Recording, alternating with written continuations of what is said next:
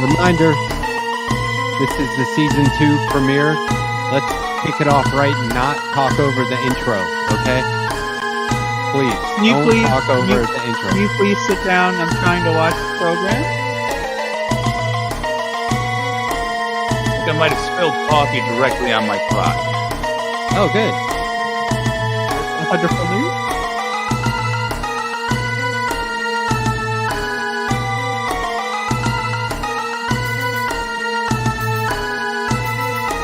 I do love the drums in this.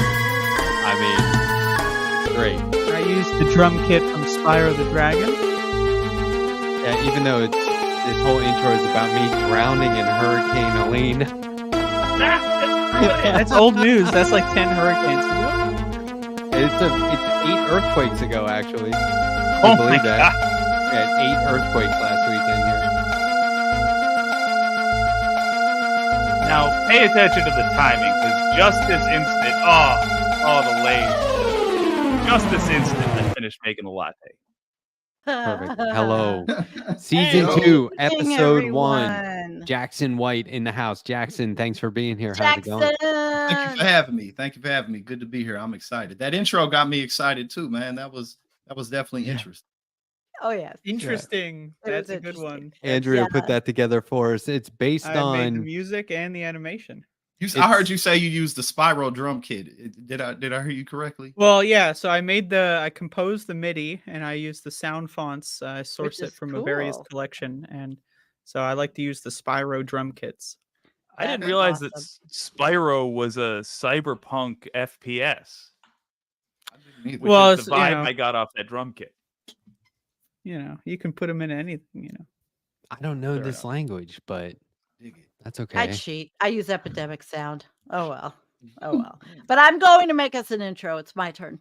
Oh, cool. All right. Yeah, I will. Nice. I totally lack the skills, so I'll just critique it. You listen. Wait a minute. We'll get someone to say it's interesting when we show your art project. It is interesting. I would think of all of us, the former concert promoter, if I understand correctly, would have the ability to put together an intro of some sort. This is madness. Oh, damn! Oh, man, Matt must got a good memory. You must got a good that's way back in the day. That's how I first got going with stuff, is putting shows together and stuff. Oh, like yeah. that. Well, no, I don't have the editing skills. I have to pick up the phone and make sales and stuff skills. And luckily we have stuff like StreamYard so that you can like pretend like you have editing skills. Right. Hey, Jackson, could you introduce yourself a little? Because I know my channel probably doesn't know you and wants to know you, I'm sure. And he's funny, guys. He made me laugh today. I was watching his show, laughing a lot. I appreciate it. But yes, I'm Jackson White. I'm a political commentator with the Young Turks, and I've been working in politics for several years now. Started in 2018 with a company called Politiscope, helping people to keep up with legislation, donate to campaigns. That's kind of how I got started. And now, in addition to TYT, I got my own channel on YouTube, Politics and Paper, and just been chugging along. Things have been going pretty well. I was on here with Matt. Like when was the last time we was on here together? Many months ago, but it's a blur. I don't think it was that long ago, but yeah. It was a while. I was still in New Jersey because I'm back in St. Louis now. Oh, really? Oh, cool. Yeah. Okay. I like the Batman. It's a Majersey accent. Yes, I'm a Jersey. Yes, you just got to get me going. You know what I'm saying? Say my E's and R's. Oh, I liked it when you were talking. You sound sort of Jersey, and my stepdaughter grew up in South Jersey, and I used to live near New Jersey. So when I heard your accent, I'm like, damn, he sounds just like Denise. Yeah, I've been out there for a while. I'm gonna be moving back too. I'm going back sometime. Yeah, sometime in the next like 6 months or so. Where in New Jersey? Like I don't know. Well, I was in North Jersey. The last place I was in was Hackensack. I don't know. Yeah, I know. Oh, I'm very familiar with that. Okay. I know that area so well. Yeah. What's a St. Louis thing that non-St. Louisans wouldn't know about? Wouldn't know about? Well, the first thing that came to my mind is we have chips called Red Hot Riplets, and they're really good. I don't know. Oof. You may not have heard about those, but those are some good chips. They're spicy with a little bit of sweet tang to them. Red And Hot St. Louis is pretty diverse too. You know, like it's like Chicago's the main, you know, city of the Midwest, the main beacon. St. Louis is about 5 hours south, and you know, it's not quite as, you know, populated. There's not quite as much industry there, but it's actually really diverse in St. Louis. There's a lot going on. What's Yep, there we go. Do you There know we the go. population, Jackson? How many people?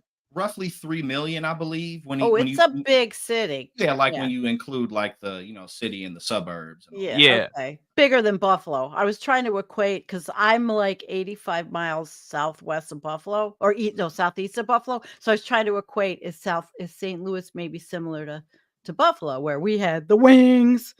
Oh, I saw. Oh, we got Libby. What's up, Libby? We got, yes, Libby's good people. Libby's always showing love. I saw somebody else say Libby. fried Hi, Libby. ravioli. Yeah. We definitely got some of that going on here too. Because St. Louis is pretty old.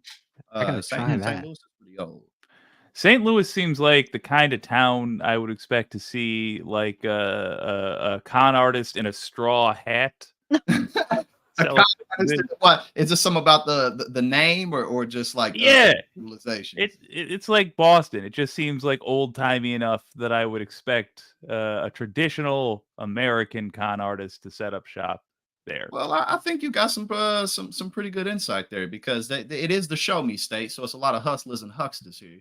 Nice. It's a wicked mousetrap, right? Like, because I've driven through there a lot. Am I remembering this correctly? Isn't it like the interstate like runs right alongside like brick buildings and yeah. So like that, you starts- may be thinking about like the downtown and towards the south side of St. Louis. And the south side is South St. Louis is the most diverse area, and that's where you see like the brick buildings that have been around since like the 1800s and stuff like that. Oh, that's cool. Yeah, I bet it is similar to Buffalo because Buffalo has such a Midwestern feel. I just imagine it. Yeah. Yeah. I've been to Buffalo once, but I was just driving through. Oh yeah, you blinked and missed it. Ah shit. Were you Yeah. going to Canada? No, I was picking up some furniture actually. Yeah, I okay. was picking up some furniture to bring it back. And it was a beautiful drive. But it was scary though, because when I was going down the hills, the truck's brakes would like kind of give out a little bit. So it was like, you're outside of Buffalo then. outside of Buffalo. Yeah, because the hills are outside of Buffalo. Yeah. I was Now, in. I assume furniture is New Jersey code for Canadian hash. That too. I got me Picking some up of that too. I got some of that furniture. going on too. You know. Yeah, definitely. I was in a missile manufacturing facility in Buffalo. It I was thought you was about to say St. Louis. No, in Buffalo, and they had a wind tunnel in there where we used to test race suits in this wind tunnel. And they're like, yeah, I think there's still some missiles around here, just parts. And I was like, are you kidding me? But they were like old crate boxes. Was it part of Moog? I don't know. M-O-O-G? Moog? Okay, because don't Moog know. is a big employer here. Maybe it was. Okay, but and then we I was had a like, big so is there missiles deal. in here? What the hell? Holy oh, they might be. We had Nike No base smoking is around coming. not far. Yeah. Well, up there. I mean, I'm in the boonies now, but Yeah, oh yeah. Well, with my background tonight, I'm actually in the stars. that's cool. I like the stars. Yeah. Well, I mean, this is, I do feel like I have to say it once a week now because people will come to our channels for our regular content, and then they get to Left Past 10 and they're like, what the hell is this? Yeah, go ahead. Right. So you might be new here. Can you hear me? Is this on? Yes. Oh boy. Oh boy. Hang on. There's a chance that you're new. It's possible. It shouldn't be possible, but it is, unfortunately. It happens. And it's possible that normally you watch someone else's shows. This is currently the only show I'm doing, so. But some of these guys, they have some other shows going on. You know, Letterhack has this whole thing that he pretends is this huge hit, this insensation, whatever it is. And he thinks that there's so many serious people that go, oh, Letterhack's interviewing Who's Letterhack interviewing? Crystal Ball? That's an inanimate object. Wow, great interview. Sam Cedar talks about you. Thank you. That's true, Sam Thanks. Cedar. That's true. I've heard many times. Hyping him up, so he Yeah. thinks he's serious. You know, Sam Cedar don't talk about me. That's also true. When have I? No. We are on. I've been on the show, and I've still never been on Sam Cedar's show. So it's And a then good- those- a lot of good this connection's getting me. Those But my viewers come point here is, and get though- very upset because they're like, "What the fuck?" Yeah, did they Sam come Cedar here and they recommend think, this "What one?" is this show?" Right? And this show is a very serious political commentary program. Unlike Letterhack's usual stuff. Letterhack softball interviews. Hey, what's your favorite Oh. food? Oh, do you like ice cream? Oh, I've never you wanna asked come on that. my show again later? Oh, please. So this is a serious do. political commentary program where we talk about spicy chips We draw conclusions. and others. And So welcome. pickles Yes. and That's peanut true. butter sandwiches. Yeah. Facts. Did you get Get any of that? Was it I am fun? now hungry. Oh, After the Andrea. pickle and peanut butter sandwich thing. Andrea got us all to eat pickle and peanut butter sandwiches. Have you ever tried that combination, Jackson? Pickle and No, peanut you know, butter and sandwich. I can say I'm really not a picky eater. You know, like I can Oh. say that about myself, but that doesn't really sound like something I would enjoy. I would try it for sure, but it just seems We would try a it little for sure. unnecessary. Like it seems Oh, like a little very unnecessary, or I like can assure you. no, one of the it's either it's unnecessary or oh my god, I'm broke as shit right now. I went Yeah, What I that's- gotta no, do. you got it. One of the Like, two. what do I know have right laying now. around? Yeah, Both are I need my possible, but nutrients. mutually exclusive. It's funny. I put you- potato chips on mine. Are you going to do That one made it of a little your- better. Oops, sorry. What do you I don't know what. say? I want Jackson to do an impression for us tonight too. Oh, who you want? You want Ron DeSantis, Mitch McConnell? Those are my two best. Oh, ones, or- okay. I want Let's DeSantis. do Ron. Yeah, do a Yeah. Ron. A Let's Ron okay, DeSantis. yeah, I'll do the entry. Yeah, So, because for Mitch McConnell, anyone can just stare at the screen. Oh yeah, that's just bob really their not all head, just that stand their head, bob their head back and forth.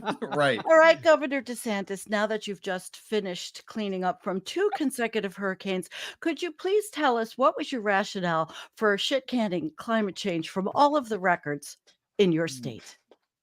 Well, Kamala Harris needs to stop with the propaganda. She has nothing to do with this process whatsoever. She's just trying to go to tension so that she can pander to the voters. That's Pretty good. I haven't done that in a awesome. while. I haven't Oh, done that that was one in a great. minute. Oh my That God, I is love good. it. That Mr. was great. DeSantis, could you answer this next question while eating this cup of pudding? I'm just curious. Yeah. I need 4 fingers for this cup. Oh, that was funny. Yeah, I forgot all about him. Damn near shit until these Yeah. until these hurricanes came. Wasn't that long ago where they were like, oh shit, he's gonna replace Trump, and no. It was already a distant, awful memory. Yeah. Hopefully, Florida votes him out when it comes time. Why was it that he was just recently sending people around to knock on doors? There were people who yeah. signed a petition or something. What Like, was it did it have for? something to do with the abortion? I think that's what it ballot was. initiative? I think that's what it was. And he had Yeah. people come and knock on their door and like ask Not them the why and cops. verify it. And yeah, Yeah. fuck that. Yeah, I think it had something to do with the ballot initiative. I don't remember exactly what it was, and but I'm Yeah. pretty sure you're right about that. That's hardcore, Libertarians, man. I need you to get on board with us on this. That motherfucker needs to go to prison because he abused his authority to try to intimidate voters for exercising their rights. If you are sincerely libertarian out there, there's no way that's okay with you. There's just no way. We Yeah. tossed away some of our own. That's We're a getting fact. rid of Eric Adams. Couldn't be happier. Yes, yes, Bob Menendez. Bye, God. bitch. Yeah. yes. See, we can Gold sing Bar now. Menendez. Yes. Goodbye. Gold Bar. House. Him, I can't, but they're still arresting people in Eric Adams' administration. Yeah, He went from gold bars to steel bars real quick, and Real- I have real no quick. regrets. and that's You a guys bar gotta right do the there same that thing. You just spit. Olemi, right she there. was so right when she was right spot Yes! on about him and her Oh my interview God, and yes. all To of his that. face. Oh, on the yeah. Breakfast yeah, I do Club. remember Oh, that. I watched Yeah. that. That was Yeah. good. I She's- forgot. That might it have been all- my. Look, this is a year in which Donald Trump said that Haitians are eating dogs on stage.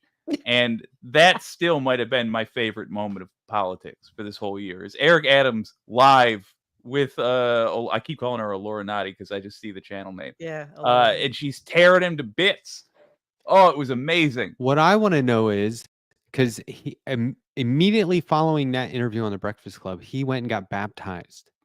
Al Sharpton baptized him in a church, like Are you within serious? the same day. I Al want to know Sharpton, fuck off. if he had that Eric planned Adams? beforehand. Yeah, I want to know if he had that planned already, or if he got on the phone and was like, "I Emergency. need some publicity right now." Oh my Andrea God. said emergency. I need a baptism right goddamn now.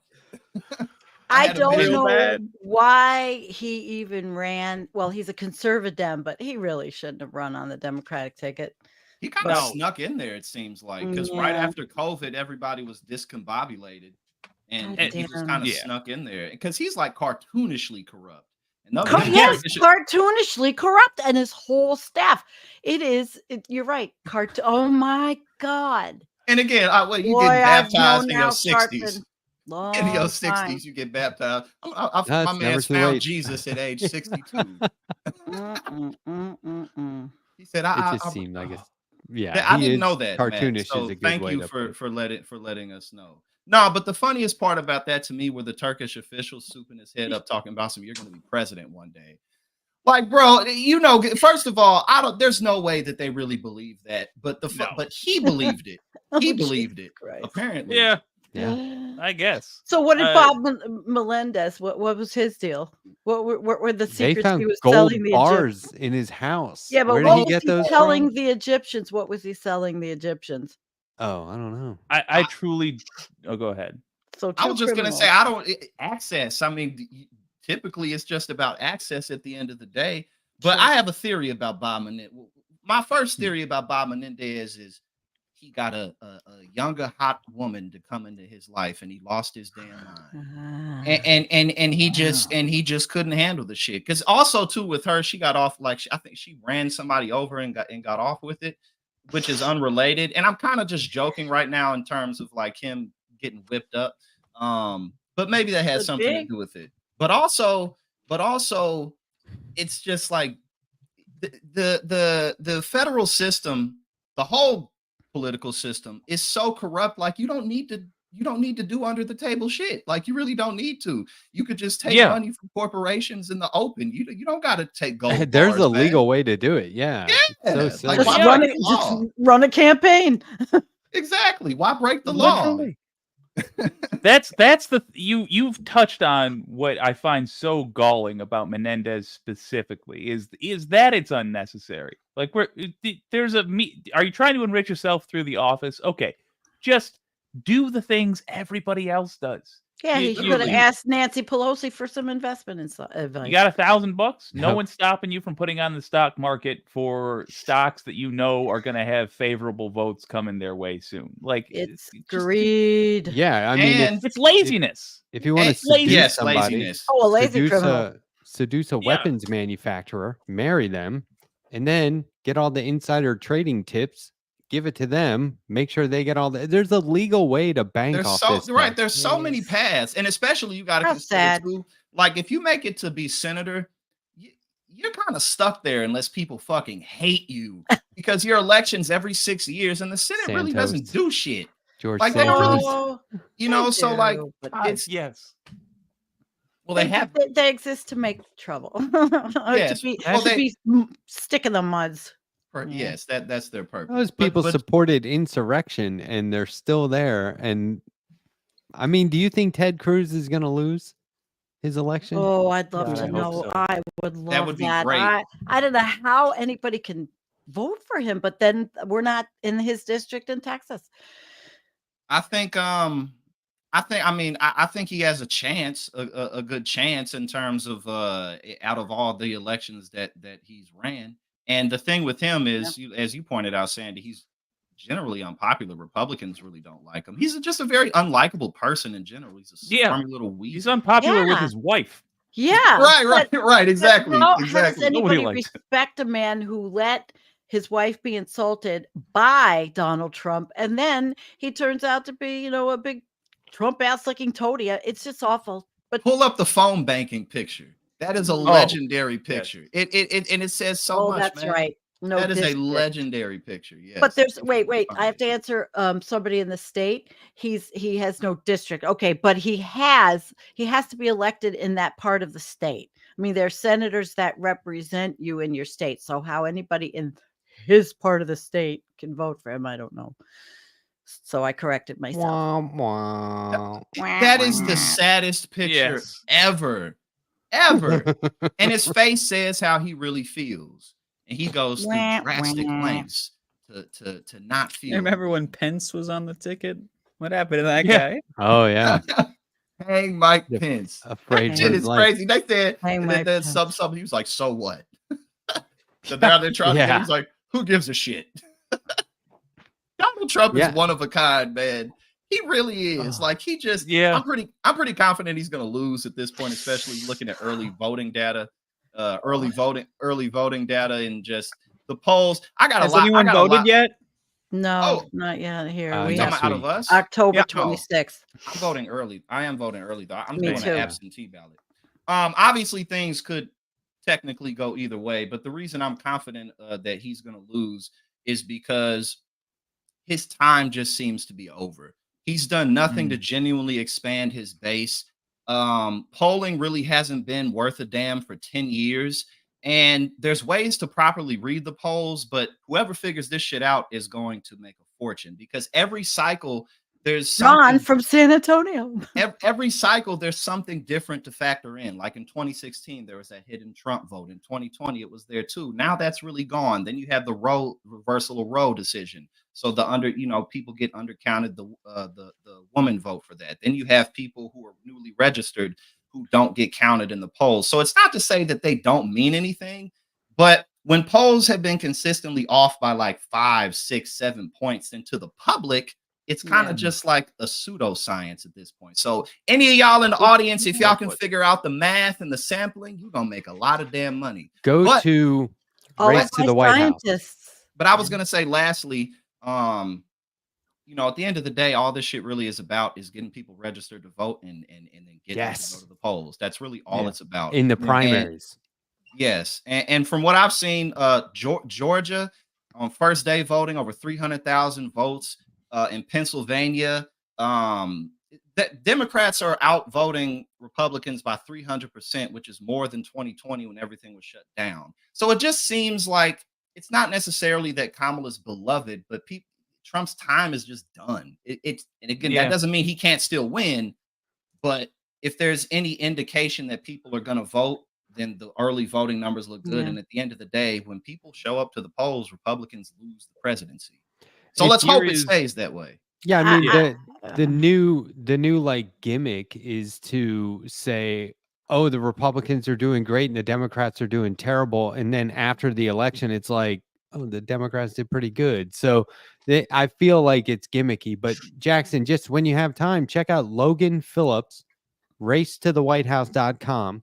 It's racetothewh.com. He was on my show last night for the first 30 minutes. He is a poll aggregator, so he takes all the polls, runs them through his model like 50,000 times or something. Yeah. In 2022, he was the top forecaster. He missed like 2 or 3 races out of all the ones that he was forecasting. So he nailed the majority of them. So I'm gonna check that guy out. I'm gonna check that out because again, it's these issues are fixable, but there's just seemed to have been, especially since 2016, a consistent just inaccuracy, so that you got to look at other stuff. Like now when you look back, it makes sense that Hillary lost because of how she campaigned, in addition to her not being generally well liked. Her brand was kind of old, and the way she campaigned, she didn't spend enough time in Wisconsin and Michigan and key states. Trump's doing the same shit. My man's is in California, New York, Colorado, Illinois. You ain't gonna win none of those states, man. Yeah, I mean, you could get, even if you get a few million extra votes, it's an electoral college system, so it doesn't matter. So again, I'm sorry, go ahead.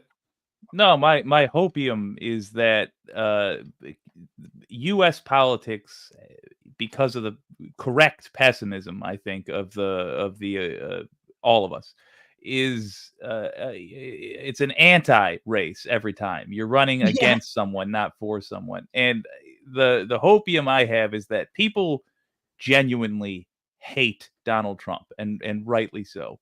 Whereas the people who are against Kamala are it's Democrats they don't like, but not specifically Kamala Harris. That's my feeling. It's my hope anyway.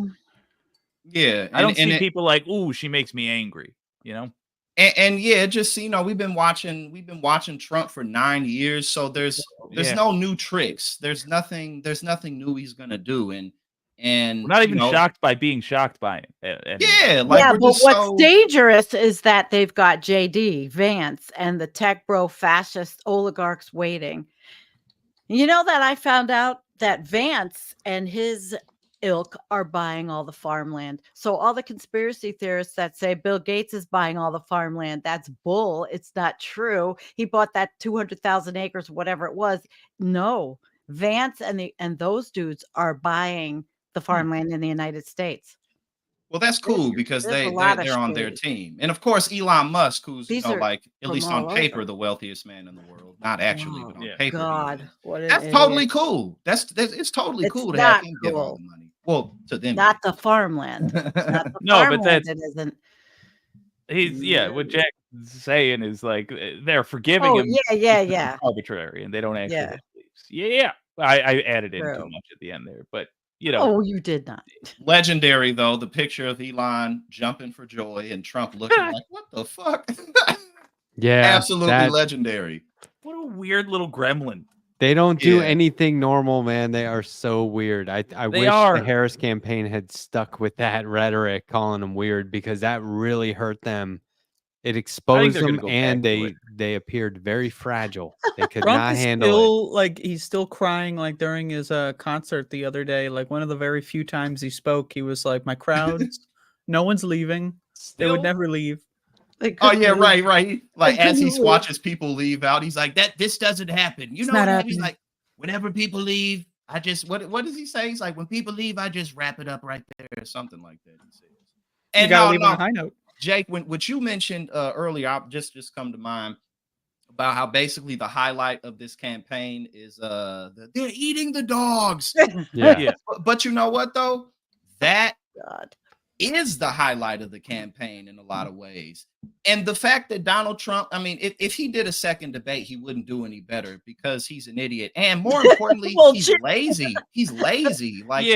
He's lazy. He dances for 40 minutes, but he doesn't dance. He goes back and forth. It would be the same damn thing, though. Truly a very character. We live in absurd times. I mean, just bizarro world. We do. Why, in your opinion, was that the highlight? Well, I think it's going to stand out as one of the highlights. Like as time progresses and we look back at this campaign, that's going to be like one of the most memorable moments because it was. Yeah. What are you saying? I think it sums up who they were in this moment. Who were the Republicans in this moment? A group of people willing to support somebody saying that. Yeah. And might I say, since we on the left here, there's so much opportunity going forward, man. Because look, even outside of federally, one of the things I've been really realizing is I've just grown up a little more and been more involved in politics. It's how much we really can get done on the local and state level because politics is happening consistently. Looking at these city councils, these mayoral races, the sheriffs that get voted for, the defense attorneys, all of this stuff that shapes our daily lives, programs that can get started up. For instance, in St. Louis, where I was born and raised, the county is called University City that I grew up in. And anybody who goes to public school, as you proceed through the end of high school, if you do well, if you participate in extracurricular activities, then you have a college savings account. And by the time you graduate high school, you can have $500 in college savings because studies show if you have at least that, then you're more likely to finish. And that gets paid for with like parking tickets and meters and stuff. And things like this can and do happen, like universal basic income. We see information about stuff like that succeeding in Washington State and places like that. There's a lot to do, but we won't be able to do it. if it's red. And we have to. I mean, there's so many things that I want to do post this election. If Kamala gets in, like join Like take a Code nap, Pink, for like example. join Code Pink and fight against Yeah. this war and that, and more of the local stuff, but mainly push her to stop this already. I mean, Yeah. Biden says, okay, we're whatever 30 days. Come on.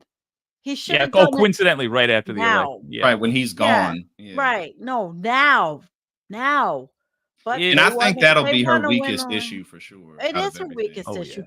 It is. Yeah, her weakest it'll be her weak. However, and it'll be her weakest. we will make it her strongest. And I was gonna say that's where we come in, as you're pointing out, us, Absolutely. pushing the needle, taking responsibility, but also too, it's not just her weakest issue. This is one of America's weakest issues as a whole. Just because the entity, military economy. Yeah. If it happens overseas, it doesn't happen in the eyes of America. We got to change that. Yeah. Also, I think, assuming we can survive this election, put a Democrat in the White House, I think it's time to start taking over or replacing or both the Democratic Party. Oh yeah, we need a Labor Party big time. Yep. Oh my gosh. Everything. Look, here's is the way. I am convinced that's the only way anything's ever going to get done on climate. And it's time. International socialism. What's the name? What's the woman's name who was wheeled in? I don't know why. She was the Democrat. She passed away recently. She was wheeled in to do a vote. Feinstein. Yes, Feinstein. Yeah, right. I was going to say that as a joke earlier, but no, that was actually. No, y'all remember from SpongeBob I remember when they invented chocolate. Yeah. But seriously though, I was just pointing that out to say that the generational tides are turning. So there's just more opportunity by default. You know what I mean? Absolutely. I'm sorry, Sandy, go ahead. Oh, I was just gonna say I watched the interview from I think 5 months ago between Bernie and AOC. I don't know if you've seen it. It was on his channel. It was really good. 5 months ago is like I know, but I watched it today. It was very good. I really 5 months ago learned is a like lot 2 years about ago. her. But if she can do what she did in the Bronx and win against Joe Crowley, hell yeah. But just the way that interview went, he let her talk and she really shined. And it was like, holy shit, pretty good. I've been saying since she won, because the night she won, I was like, oh, great. Now everyone's going to treat her like some sort of like celebrity. Really, the only thing that mattered from that election was that they didn't need corporate money, funding. Right. They did it with grassroots. Right. That was like the one thing we should have all taken away from that. And it was just kind of like, everyone's like, oh, she's such a letdown. It's like, man, fuck the candidate. Look at how it worked. Like anyone can do this if you want. But what I was going to say was just one thing about labor that I've been thinking about a lot.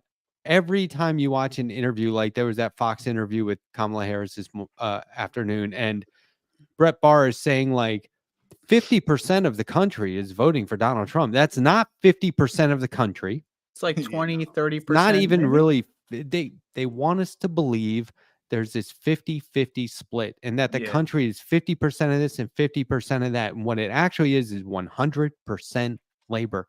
It's 100% workers. Good point. I'll be generous and say 95.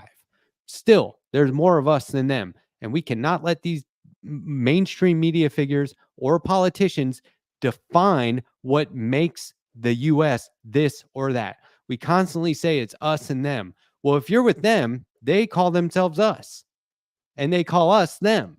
There is no us and them. It's us 100%. And the only people who are creating the division are the people who supposedly are running the country and handling the media. And it's all bullshit. It's not 50-50. It's 100%. That's how we need to start looking at this. Don't let them divide us. It's a chicken or the egg situation because, let's imagine we get rid of the guys who are programming the population to hate each other. Like, it's not like the Trumpers are going to, say, oh, shit, you got him. Yeah. I'm Right. deprogrammed Then now. they'll be the minority, the racists and the bigots. It's not like Trump made the country racist. He just made it comfortable for them to come out into the open. So Let's caulk up And the it's out seams there. so they can't go back, and we will expose them and keep them in sunlight, and they will feel very awkward, right? You know, this And has Yeah. been I like hope. in like just the since the inception of the United States, it's and really if you look at any society that lasts for I guess maybe over 100 years or so, there's always uh a countercultural movement to cultural advancement. You know what I'm saying? So you rewind back and you go back further, you go back to like slavery and emancipation and stuff, and then you get into segregation, and then you get into getting the red tape out, you know, letting women have some money and some freedom and shit like that, moving past. And now, you know, really all this MAGA shit really is a counterculture movement to women having money and gay people and trans people being able to exist openly. That's really what it is. And, you know, the good thing overall is that they have lost the culture war. The bad thing is that, well, I don't know if it's bad, but the important thing is that we just have to get more involved. I think that one of the things that America is missing, among other things, is people aren't educated about how our government works. True. And because of that, we don't feel like we can participate in it, which makes us feel like we are not the government. We are the government. Literally, all government is groups of people at the end of the day. So I think that if people just knew a little more about, oh, not only can I vote here, I can participate in these different types of functions, then I think. Well, they got to learn physics in school. Yeah, we got to learn. We got to learn a lot of shit. Not physics. I think that's where we come in. That's where Civics, people like us come in. I You know know. what I'm saying? No, That's where but people like There's us. surrogate education. And Sandy, Well, what you said is so true though. Like, how many classes did you go to in school where I'm not even dunking on the classes, but like I have never once done trigonometry in my life, but I could have used an extra civics class for sure. Mm-hmm. Yeah. Good on you. Yeah, I mean, so, you That's know, so and that's how many people look at, just real quick, like how many people think, you know, every 4 years, at the end of the day, like really all the president's main job is to keep the country stable and safe. That's mainly what the president does. But every 4 years, it's like, okay, this person's we have an opportunity to just change everything. And it doesn't work that way. Whereas if we, you know, we're more keen to all the stuff that happens right in our backyards, then No, I've been there. yeah, Or I try to, as much as I can. Collection of the president will either say yes or no. Their main function is say yes or no to a bill that gets put forward. So we need to focus on the people who are passing the bills. And that's it truly does start locally. Also, it's harder for the giant corporations to gatekeep locally. They have a hell of a time throwing money at like a sheriff's office race because they don't even know they're supposed to. It's also difficult when it's very red and people are so brainwashed where you live and you can't get any kind of diversity on the tickets. Everybody is the same. If it's red in your district, it is more likely than not to be a less populated district, which means going from door to door is going to be more effective. You have an opportunity to explain to people why you will help them. And the advantage lefties always have over everybody else is we're actually trying to help. Yeah. So we don't have to lie. There's been people I've been talking to who've been doing this and going in New York and Pennsylvania, going from New York to Pennsylvania. Beautiful. So, a lot of stuff going on here. And another thing I think that the left can do a better job of, especially moving forward, is let's make some money. That is, I mean, make some money because ain't shit free. And I mean, just real shit, man. Like, especially people who are not necessarily, you know, like it's different if you're running for office and you take corporate dollars. That's a bit different. But if you're more on the outside, you know, make some money so we can spend it on shit. You feel me? Like we need to fund campaigns. We need to fund narratives, messaging. I think that there's a bit too much emphasis on anti-success and anti-corporate America when we can just utilize them. Let's just use on a related note, that we or need how about get rid of it? The timing's important here. Economic system on the left because the right, what they have is they have the billionaires fund these elections, and then the candidates, and then they give tax cuts for the billionaires, so then they make the money back, and it's a closed circuit. It's Democratic consultants make a lot of go on, Jake. Sorry, I'm so You're sorry. right, The Andrea. timing's just too good. A longtime channel circular. member of mine meant for me to pass something along to you, Jackson White. The anti-corporatist says hello. Oh, what's good? Yeah, anti-corporatist. Yeah, I know the anti-corporatist. Yes, definitely. Oh, hey, awesome. Well, I also Andrea, am an anti-corporatist, so shout Oh, outs yes? to the one and only But anti-corporatist. I think this He is a the good one and only. conversation because we need more money, and there's so many different ways to. But yeah, we also need the Democratic ad firms, like who funds them? Democratic campaigners, they have a closed circuit. They're all sloshing the money back and forth, back and forth, back and forth. And so what we need to create the institutions for people to spend the money on, right? So, you need a left-wing person in media, and if they're going to take advertising dollars, they need to be from left-wing companies that are funding other things, and we need to create a larger and more closed circuit. We can't allow our dollars to leak out of the economy, into the general or right-wing economic spheres. I wish we didn't have that at all. I mean, I really wish that Citizens United was overturned and that all money was out of politics. Elections were just a few weeks long, publicly funded, basic money, no lobbying. But of course, that's hopium. And how would elections look? Let's be as extreme as possible in this example. How would elections look, and what kind of candidates would you have if you weren't allowed to raise or spend more than $10? $10? Yeah, that doesn't mean like per person. I know. I said let's be extreme in the example. Right. What would you have? So hold on. You saying you have dedicated people that it's really the same as saying so that's the same as saying I'm trying to money, clarify. Are you saying that I can only give you $10, or as a candidate I can only accumulate $10? Yeah, $10. That's what you got to run off. So it's basically zero is the thing. Sure. So let's say 10,000. Goodbye, hoagie. All right, 10,000 is more. You can get a lot of volunteers to make things. Would you have these? Here they're painting rocks. They're painting rocks here. But look, here's my point. Art. No, I'm into when there's no limit, you can have things like Citizens United. If there was a limit, Citizens United wouldn't be a thing. You wouldn't outside dark money that would be so minimal. It would just be pointless. Okay. How do we even go about really solving this though? This is such a good conversation. That's what I'm saying. Like, where do we even begin? I have an exact prescription. You have to make it so that there's no sense in buying off a politician. Right. Then you would have politicians who weren't bought off. Or I mean, maybe, I don't know. There's other ways to buy them off. Ideally. What you got? What you think? The short version. All right. I want to answer the hypothetical, and I'll get to that. To answer your question, how do we make it happen? Constitutional amendment. We would need a coalition between the far left and, hold on to your butts, the far right, who would, it seems, be willing to work with us to pass this amendment. It would get rid of the Buckley versus Vallejo and Citizens United decisions. It's doable. Constitutional amendment is the most likely way to make that happen.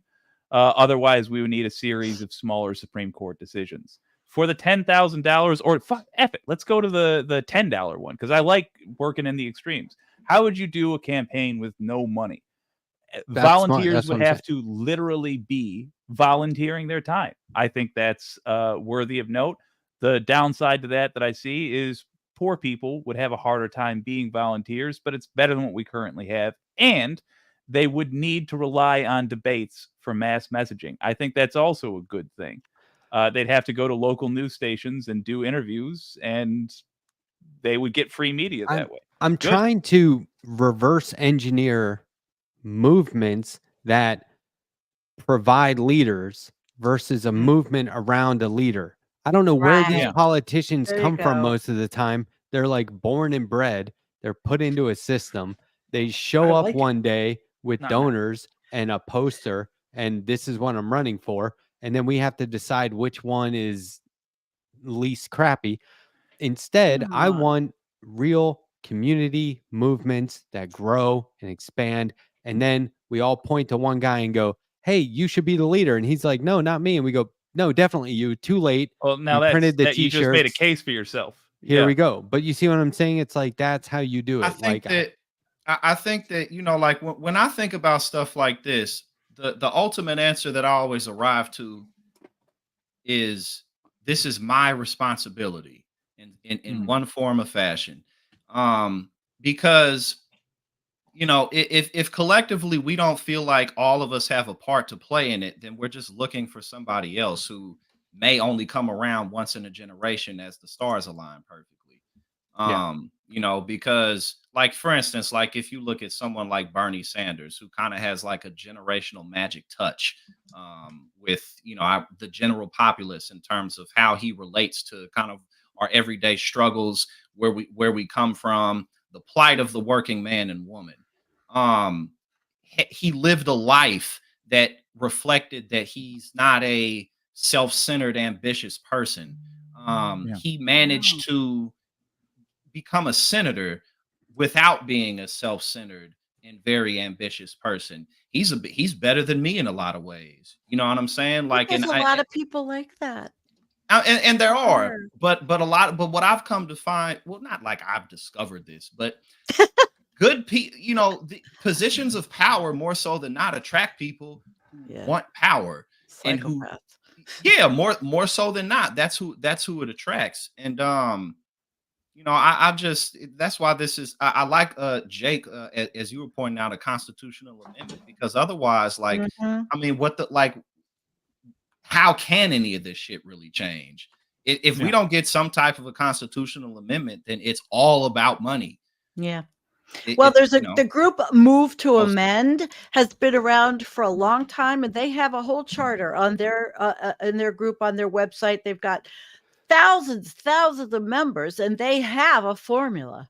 So how long does it take? Because I was just thinking that idea is kind of getting old. Like, how come it hasn't happened? How long does it take? How come? Look at what we're up against. No, but this is what I'm saying. Realistically, like, check me, right? Because I'm sitting here thinking, well, that idea is pretty old. How come we haven't had it? I don't want to be cynical. How come we haven't had it? Does it take a while? Does it take 15? Has somebody done that math? Yeah, it takes a while.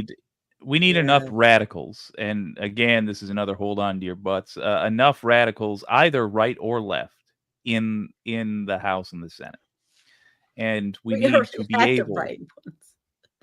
Yeah, no, I mean, the thing about MAGA is that they're too crazy for a lot of the big businesses to donate to them. Like, nobody wants to donate to Matt Gaetz, nor should they, because he's a fucking diddler.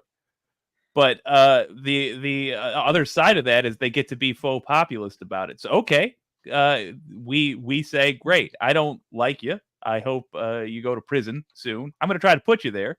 But in the meantime, let's vote on this thing together, because we sincerely don't like big money in politics. So the answer, how long does it take? We need an election wherein the votes are there. Like, so in that case, the answer is close to overnight. Or we need to turn the elected people we have to that cause with a mass write-in campaign. We need a lot of organizing. We need so much organizing, because we also need massively influential people. But again, I think that the silver lining is we don't have to figure all this shit out right now. You know what I mean? I think that going forward, and just, when you look at change typically happens slowly. I mean, shit, goddamn, in 1973, Roe v. Wade happened. 52 years later, these sons of bitches reversed it. So it's a never ending fight. It's a never ending battle. But from what I can tell, people typically rise to the challenge in society. That doesn't mean that we can't blow ourselves away, but typically I have faith in humanity overall. Because if we don't take care enough, then we're not going to last. Well, we're not going to last, but you don't want me to go into my tirade. We need balance. Again, we need balance. So I guess I have faith. Sandy doesn't have faith. It's good. We balance each other out. I'm going to focus on one impossible thing that seems to not be impossible anymore this whole next year, and that's unionizing in the South. Yes. I'm in the South. Yes. Might as well make the best of it, right? And if they're trying to unionize down here, I want to cover it. I want to support it. that's how I'm going to spend 2025, because I believe labor picks up where Congress and government drops off, where they fail us. I think labor can deliver. So if they can unionize in the South, man, they can unionize anywhere. Like, that's I'm glad you said that too, because we don't necessarily have to go after everything at the same time.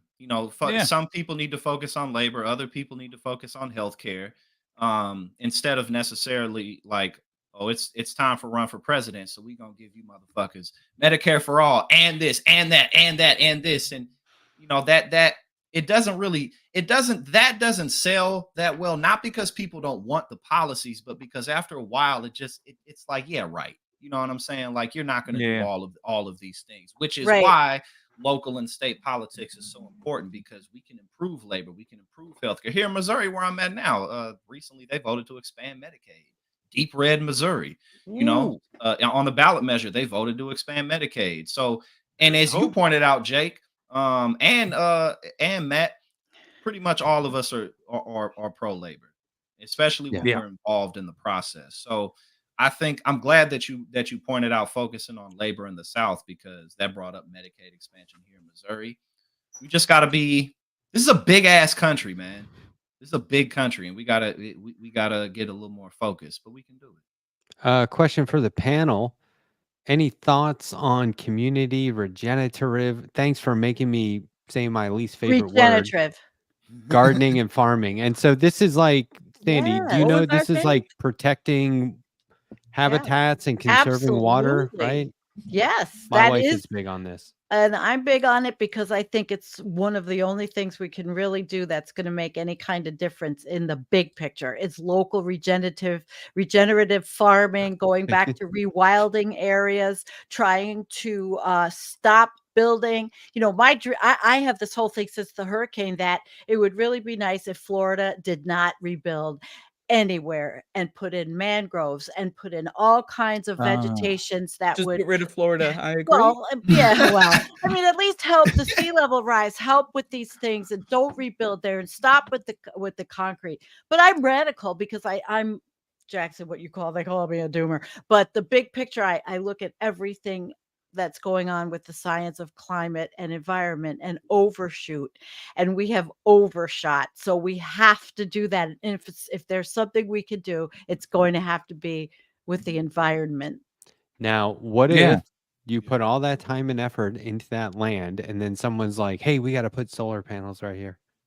That's a conflict of interest, right? That's a big one. What a good problem to have. But it's not a good problem because it takes all the farmland. The problem is it should be nationalized, and any kind of renewable energy should be on your house, on the building, not taking any of the wild lands like Thacker Pass in Nevada, the desert, which people say is nothing. No, that's not right. Everything should have been done differently. Colorado did it so smart. You could put solar panels on your house and roll the cost into your mortgage. So when you sell the house, you sell that. There you go. That money, that cost. And it was just like brilliant. And so it's funny because in South Carolina, you would think like nobody would be into that kind of stuff. All the houses in my neighborhood have solar panels. My goal for next election season is to get solar panel manufacturers funding far left progressives by making a bill be talked about that is to put solar panels at the cost of the government on every building whose owner requests it. Nationalizing it's big contracts with shit like that too. There's another thing, and that's how they manufacture them, because the mining is a big problem also. I know we can't have everything, but I have significant issues with how renewables are manufactured. No one else and is I making know this pitch. technology, of course, is going to move on because we can't stop the tech bros, the tech people, but we really have to watch the environment. We've destroyed it enough. This reminds me of I can't recall the scientist's name, but if y'all remember, lead used to be in goddamn everything. Oh right, yeah. Lead was in paint. Lead was in buildings, they took it out. And they took it out because people rallied and advocated for it for years. and they won. Yeah. Eventually, they won. They won that battle, and it was the same thing that you look at with big oil companies now.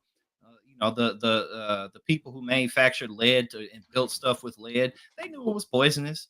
People have known lead is poisonous for thousands of years. That shit ain't nothing new.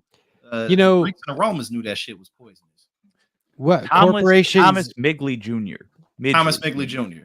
Corporations have us living in these twisted social and ecological environments as a result of their industry, and it's all for profit. And that's why they're against regulation, and that's why they're against, of course, policy that would regulate. And so anyway, it's just like they create these environments where people are suffering and dying as a result. They can easily have plausible deniability. Meanwhile, lawmakers are like, crime is bad and it's really bad over here, and they never look at the effects or like the source and the cause, and it's all just, they want to talk about trickle down economics, but it's just trickle down bullshit. That's all it is. That's the only thing that trickles down. And they've been trying to sell that dream since Ronald Reagan was older than that. But in terms of modern times, since Ronald Reagan was in office, it was Ronald Reagan and Margaret They've been singing the same song for over 40 years. And instead of changing their tune, they like, nah, fuck all this democracy bullshit. Right. Yeah, fuck all this we the people nonsense. Neoliberalism, neoliberal economics has been the actual near-term human extinction event. Well, perhaps we finally put some positive spin on this. Necro. Oh, you got a positive one good spin? thing. Yeah, about this era is that one way or another, neoliberalism is ending.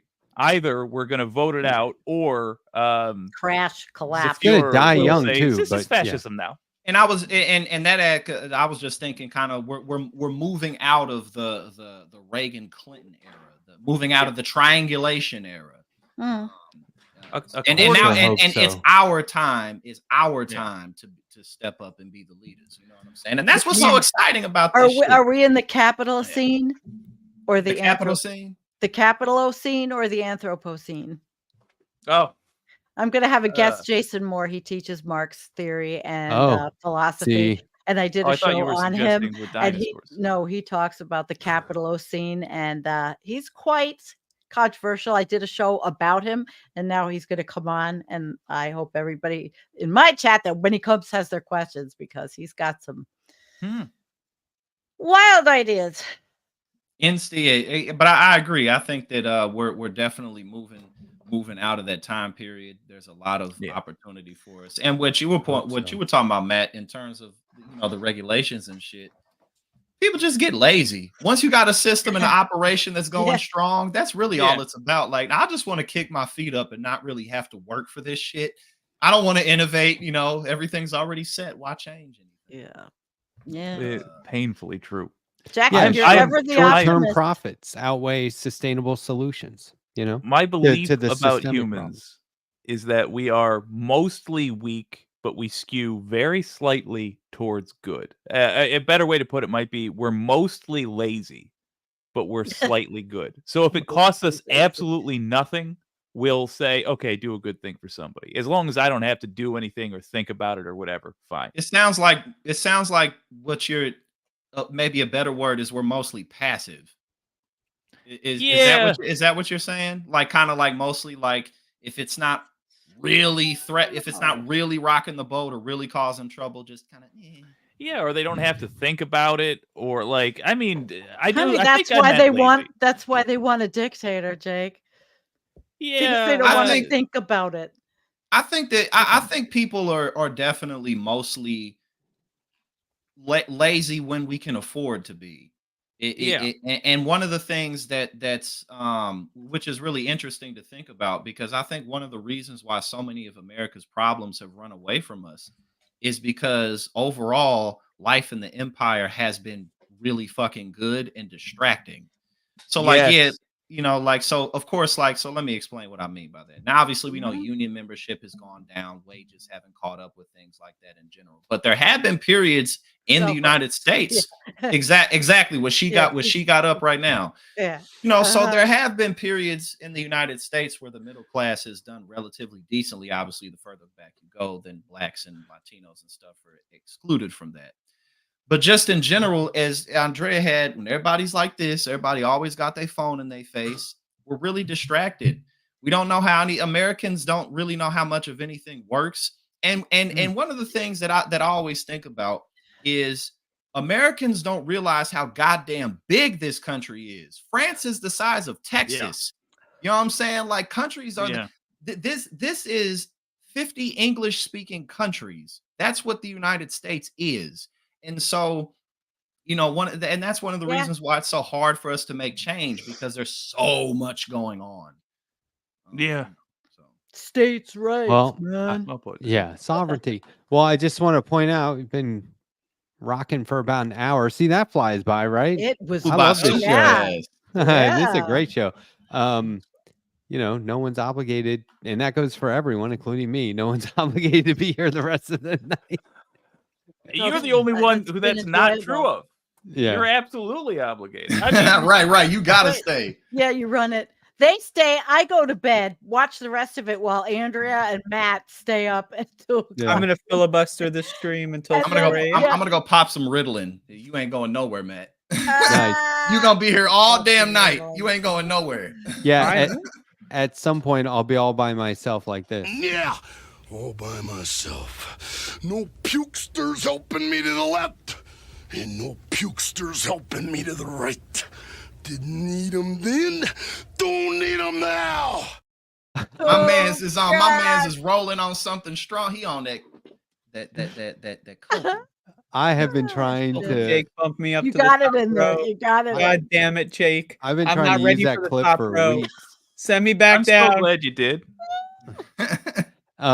So look, I think that I'm trying not to ruin a podcast that I pre-taped with a show called Movies versus Capitalism. Sounds like I we've did got it a earlier classic today. conflict of interest here. Well, no, I just Corrupt Matt Letterhack Strackbone. it was an hour and a half of talking about anti-capitalism stuff, and now I'm like, Oh, yeah. I just want to keep saying all the stuff I talked about with those people because it's fresh on my Say mind. it. I'm not trying to do that, but there's, you know, the podcast is actually awesome. Everyone should check it out, and everyone on screen should try and get on there. You pick a movie, you talk about how it's We anti-capitalist. should. If right? only I knew someone that was on there who could set me up. Put in a Yeah, I'm Harvey gonna be Gates. able to- there you go. So Add yeah, their email. I've been on there twice. It was really fun. So Wow, if only I knew I somebody watch who was it on every there now and then. twice. It's fun. I never know the movies, but I not all the time. The Well, old we- movies I know. we talked about a movie that juxtaposed the criminal underworld with a lot of speeches, excerpts of speeches from Barack Obama, McCain, and George W. Bush and Henry Paulson during the financial crisis of 2008. And so there is a moment where they say, you know, Barack Obama is talking about how we're a community, we're one people. That's how we're going to solve this, right? And I'm sort of bitter listening to that because that was all empty rhetoric. But it wasn't untrue. Okay. And so then someone in the movie is like, no, America is, you're alone out here. You're on your own. You got to do for yourself. And that's not true either, although it's a truth. Do you know what I mean? Like, that can be true for a lot of people. But I believe the answer and the solutions are in community and organizing and, you know, a cadre, and just, you don't even have to be 100% on the same page. Get together. Maybe your organizing is for the sake of strategizing and coming up And with the just best a- strategy. Just a scotch of cocaine. Yeah. Or what Just I a mean, little bit, or you know. or A little bump, and then electrolyte you're fine. or liquid IV, whatever That too. floats your Yeah, boat. that'll work. Whatever it is that you need. I mean, I let's agree not- though. I agree though. I mean, look at for as absolutely ridiculous as the far right wing is, look at how effective they are politically, or how effective they can be politically, because they're able to group themselves together and show Yeah. up to the polls for things. I mean, they can get rather sophisticated. Now, luckily for us, you know, a judge ballots. Like, for instance, a judge slapped down the hand count Georgia ballots thing. A judge labeled that as unconstitutional. But they do stuff like that. You know, that takes focus. That takes, let's look at these very specific spots in the government around the country and see how we can make an impact. And they've done it. They've done it to pretty strong effect. I mean, how is it that someone like Marjorie Taylor Greene can be in office?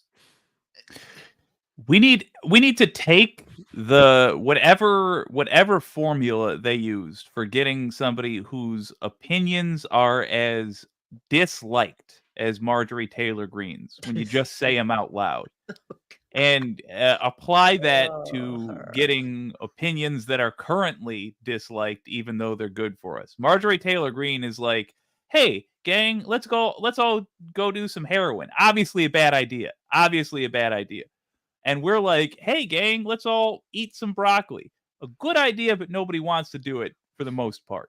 We gotta figure out how the heroin salesman was so damn. We gotta make broccoli exciting. That's go to like a district. My broccoli's exciting. Doesn't have that many people that vote. Like, find the lowest voter percentage turnout district. True.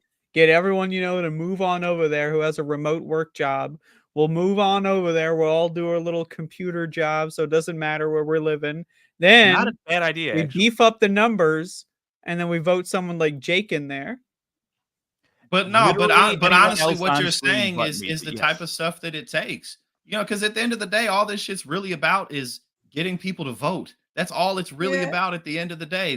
That's why like, despite like all this media, like, the media is in this horse race and like, oh, no one knows which way it's gonna go. And if everything continues to pan out, Kamala's gonna win, and they're gonna be like, oh my God, no one saw it coming. But yes, you did. Yes, you did. Yeah. And the reason is because she got enough people in the right areas to come out and vote. That's all we gotta do. That's all we gotta do. Push her to the left. It really is eye-opening that this country hasn't already adopted automatic voter registration. Like, that's not such a scary thing. You turn 18 or whatever, you get your driver's license, whatever it is. Not driver's license because you're still too young, but whatever it is, right? You turn 18, you get automatically registered to vote. It just happens. You don't have to do anything. You don't even have to do anything after you're registered. You don't have to vote, but if you wanted to, that step is out of the way. But what's the mechanism? The whole register automatically. But what's the mechanism that triggers it? I'm just the idea guy. I didn't say I had it all figured out. Like your social security and shit like that. I mean, like, people have been talking about. There are movements around that, like everything else. People have figured out different ways to do it. I'm sure it can be done. But the point is that it's too. People procrastinate. Okay, I'm going to bring this up for like the third show in a row. There was this popular right-wing kid who was he's got a show. He was interviewing David Pakman. It's like in studio, right? So he's doing well. Yes. And he's like, convince me not to vote for Trump. And then by the end, he was like, okay, you've convinced me of a couple of things. It's really interesting. But you know what? I don't even know if I'm registered to vote, actually. I don't know if I'm going to vote for Trump. I've never voted before. And I was just like, what the fuck? And he said, I'm not kidding. He said, well, I was in the hospital recently. Don't they register you as soon as you go into the hospital? And Pakman was like, I don't think so. And he goes, maybe I'm thinking of the DMV. Where did that come from? Where did you hear that? What? But I'm glad you brought that up, though, because first and foremost, yes, absolutely. If we're pro democracy, if we're pro people being involved, then why not have automatic voter registration? There's not really a good argument against it. There really isn't. True. But also, I'm glad that democracy. Unless that's literally the only reason. And again, but that's why Republicans are anti-democracy, because people don't want their shit. If everyone was signed up to vote, we wouldn't need a voter registry. The only purpose of a voter registry is to restrict people in the first place. Yeah, and adding steps and making it difficult. Because if you're not, and that's the thing too, like the only positive thing about being registering to vote is you're probably going to commit to voting. But then the whole problem is, like you pointed out, Andrea, like people really shouldn't have to do it in the first place. But like Matt, what you were saying, a lot of people don't know how to register to vote. They don't know that they have to change affiliations. For like in Democratic primaries, you have to be registered as a Democrat. You can't be registered as an independent to vote. Like there's like stuff like that.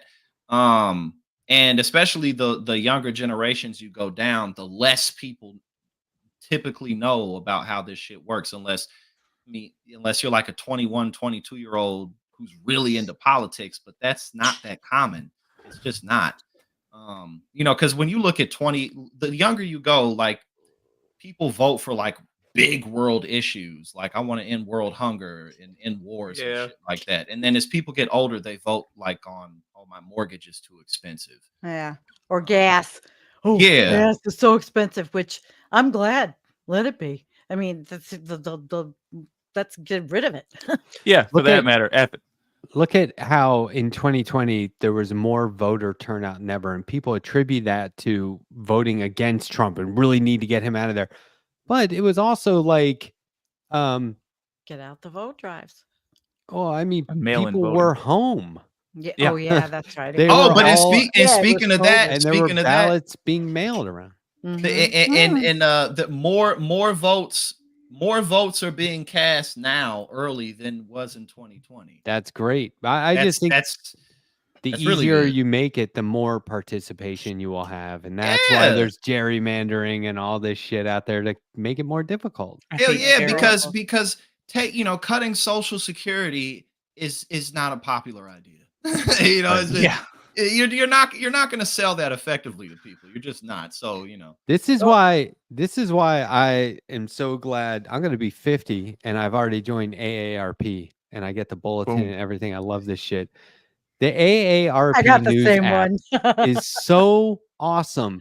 You get all in like 3 posts. You get what movies are hot on Netflix, how to improve your lovemaking. Boy, getting old is good. And where Social Security is on the ballot across the country. And it's like, this is all I want to know about anything at all. And then there's some diet and heart stuff in there, which is also helpful. I think that is more effective, truly, for political change than 3 articles about politics. Exactly. I'm sincerely convinced that's a more effective way to reach people. Absolutely. Yeah, especially more and more that we're in a soundbite culture. Yep.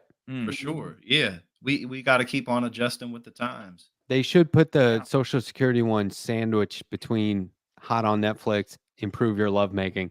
Those should be, because you want to like get through them all in a row, but or make it so you have to figure out where Social Security is on the ballot, sign in the quiz, make sure you fully unlock the lovemaking article. Yeah, that way we know. You got to make by it the work AARP. Andrea, so think about the chain of events here. You what's on Netflix? Okay, the night begins. How to improve your lovemaking? Well, we're watching Netflix already. The logical conclusion here, but then you finish. It's a full 35 seconds later, and you're done. And the article worked. It added 5 seconds, and now you need something to read. Social Security. Yeah. No, that is a really effective layout, though. It really is. It really is. I love it. It's a great app, and I can link up my Google Fit to the AARP app, and now I'm getting like redeemable points, so I get discounts on Airbnb, Target. I just where you look at your watch and be like a new aphrodisiac, just like you know what I'm saying? Just turn to page 52. We got some spicy shit in there for you. Hell yeah. They do. This AARP it's awesome. Yeah, it's awesome. Just need your power to go out for 8 days. Right. I did. That was, hey, I mean, I made the best of a power outage. Let me tell you. It's like, hey, it's dark.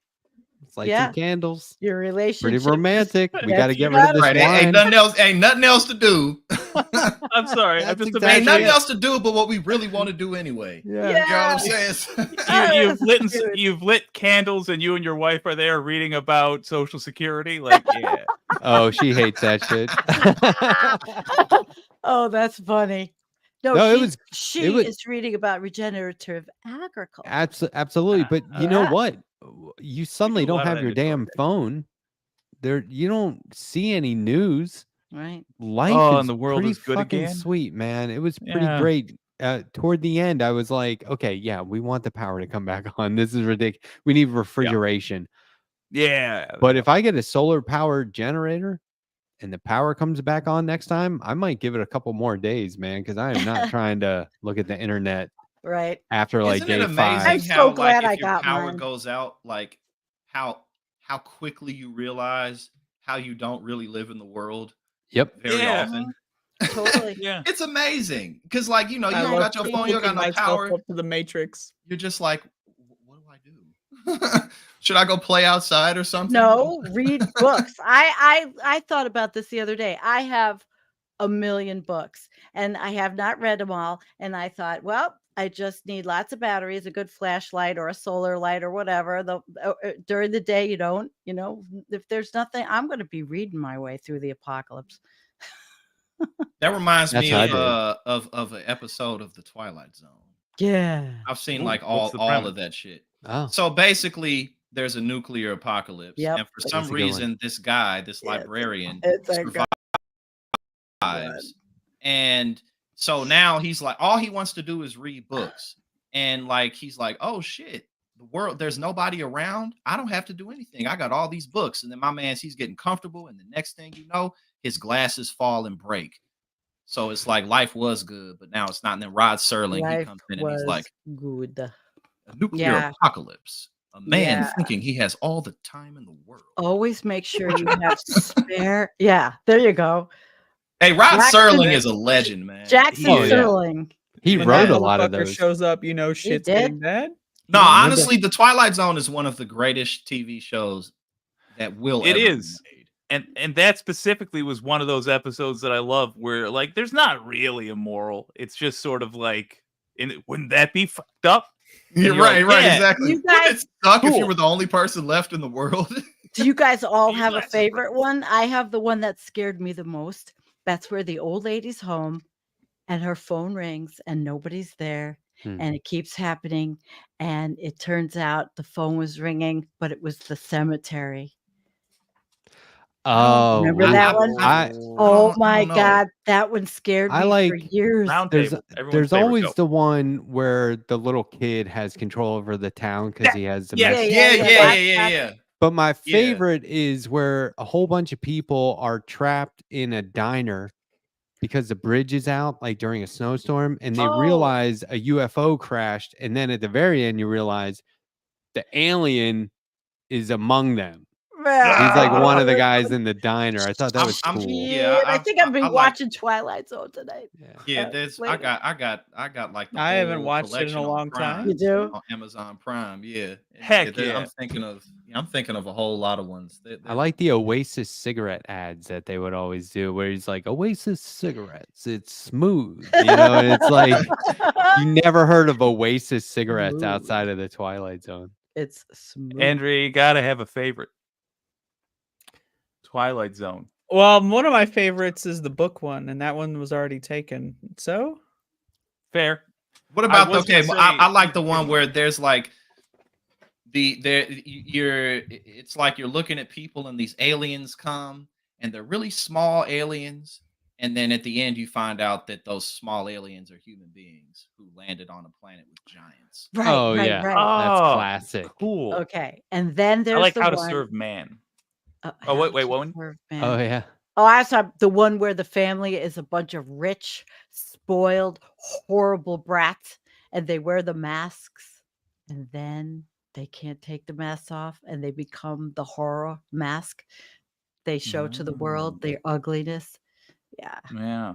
I like the Yeah. one where it's like this guy is just living his life, and it something turns on the out he's wing. in like a military experiment or some fucking thing, like the Truman Show, something like that. That's a good one. Yeah. They're all And good, now I'm man. gonna have to right. Somebody just said Twilight Zone, aka wouldn't that suck? Wouldn't it suck if this shit happened? a lot Yeah, of no. it. Legendary of it. show. Yeah. My dad was recently- watching Route 66. That's an old that's a Oh, super yeah. show, That's an old They one. got that is it's a play ass intro, some big Before band. my You know time. what I'm saying? Ooh. That shit is cool. But yeah, nah, man. I'm Cool, Old baby. school. Okay, so everyone, whether it's the Twilight Zone or whatever, everyone needs to take time in their life to go back and watch some of this retro stuff. Leave It to Beaver. What Yeah. they did on such a small budget was amazing. Oh man, I just saw a clip of Leave It to Beaver where the dad is like, "Well, if a woman's home all the time, might as well be in the kitchen." It was like, "Holy shit, Ward!" Man. Hey, Holy shit, Ward! Hey, all you got to do is go back to the early 2000s. That guy You go to should the start a early podcast. 2000s. The early 2000s, we were saying shit that we would never get away with saying today. You're like, oh god, they were saying this shit out loud, and it was might as well not a make big some deal. cookies, bitch. Come on, what are we doing? Right. Well, I'm I thinking just of this show, what? You got Martian. one? My Yeah, favorite Andrea. Martian. oh, My Favorite Martian is That was classic. one of my Yeah. favorites. Oh, yeah. I love Bixby, that one. right? Yes, my Yeah. favorite. Or no, it's No, he was the other one. Eddie, it's the Courtship guy. of He was Eddie's father. My Favorite Martian was the guy who was like most famous as an old man. Yeah. actor. He was in Ray. Cocoon. Is that who? Ray. His name is Ray. Yes, Ray something. I'm thinking. Ray. Come on, guys, in the Let chat. me see. I'm help us. about I know to. you're I'm not about to. old. Yeah, I'm Yeah, looking. Walston. Ray Walston. Yeah, That's because it. he was like a big Broadway star Yeah. or something Yeah. too. Ray Walston. I But started no, yeah, watching. That was a very 60s housewife type of. Yeah. Well, I watched all the I was a kid. original Superman cartoons where they did it all with rotoscope. Those were rad. He punches It's amazing. the laser beam back. Oh yeah. It's fucking amazing. Like they restored them and everything, but just what they did with such a small budget back in the day. And like I keep wanting to show this. We'll show it one day on here. There's like a 5.5-minute video on how they used to make Popeye animation way back. Oh. And there's like hundreds of people involved. Yeah. Oh like yeah, a because they do like 3-minute every thing. little movement. Think about Yeah. like Every single Japanese one. anime. Yeah. Like in the Yeah. like One 80s and 90s. Page. Yep. I Yeah, mean, just it's like a flip amazing how long no, it that takes. shit Flip is book. cool as hell. Absolutely. Real Every basically. movement. Very, very. Have y'all been Hi, watching Randy. The Penguin? One with Trump. Oh on yeah. H- Oh, the Penguin is amazing. Incredible. Absolutely haven't. incredible. Oh my God, it's one of the So greatest annoyed It's by shows. that. so fucking it's incredible. Matt It's so Reeves' good. take on Batman is, in my opinion, fucking Here's where I am. Yeah, I'm a it's little great. annoyed because I don't want it to be good. I don't want it to be good why? Oh, because there's so much really good like Batman and content right now, and I'm like another one, and I am gonna want to see it, and I'm gonna be This bummed is- if it gets It's spoiled. good, man. This It's like a is mob. good. It's like a mob show. Oh, yeah, I it have doesn't, to Exactly say what it. I would want to see. it That's doesn't exactly even what I need. want to see. It It's doesn't so need good. Batman at all. It's so Yeah, good. I Just want to see without the Penguin Batman. versus the Falcones. You know, That's what it That's is. basically what it is. It's the Penguin. It's the Penguin versus the Falcones and the Maronis. And he's like conning his way to the top. He is such a con. He's a piece of shit. He is such a piece total of shit. sociopath. But He's it's the so Penguin good. though. But I'm look, I'll like pirate it tonight. Look, I haven't even seen a preview Where of is it, it and I'm on? gonna make Where this can I watch prediction. it? On HBO. Max. On Max. On I'm gonna make HBO this Max. prediction. Black Skull shows up as the big twist in the season finale. That's I what don't I'm think calling so because these are loosely based. Look, they did not take a lot of inspiration from the comic books, but there's 2 series by Jeff Loeb and Tim Sale called The Long Halloween and the follow-up, which was Dark Victory.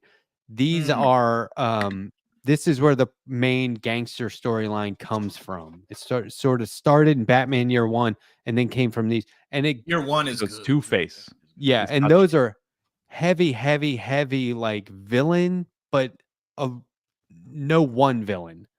The main villain ends up being somebody without powers and no like fancy name or costume. It's more street level. And so I think that this is Holiday. going to stay that way. Yeah, the holiday Yeah, killer. you got it. I would be, if you like good stuff, you'll like this. No, we like Oh, yeah. shitty stuff. And it's Sorry. crazy Hey, and violent and I it's like shit good. that fucking sucks, man. Yeah. There was plenty of that. Yeah.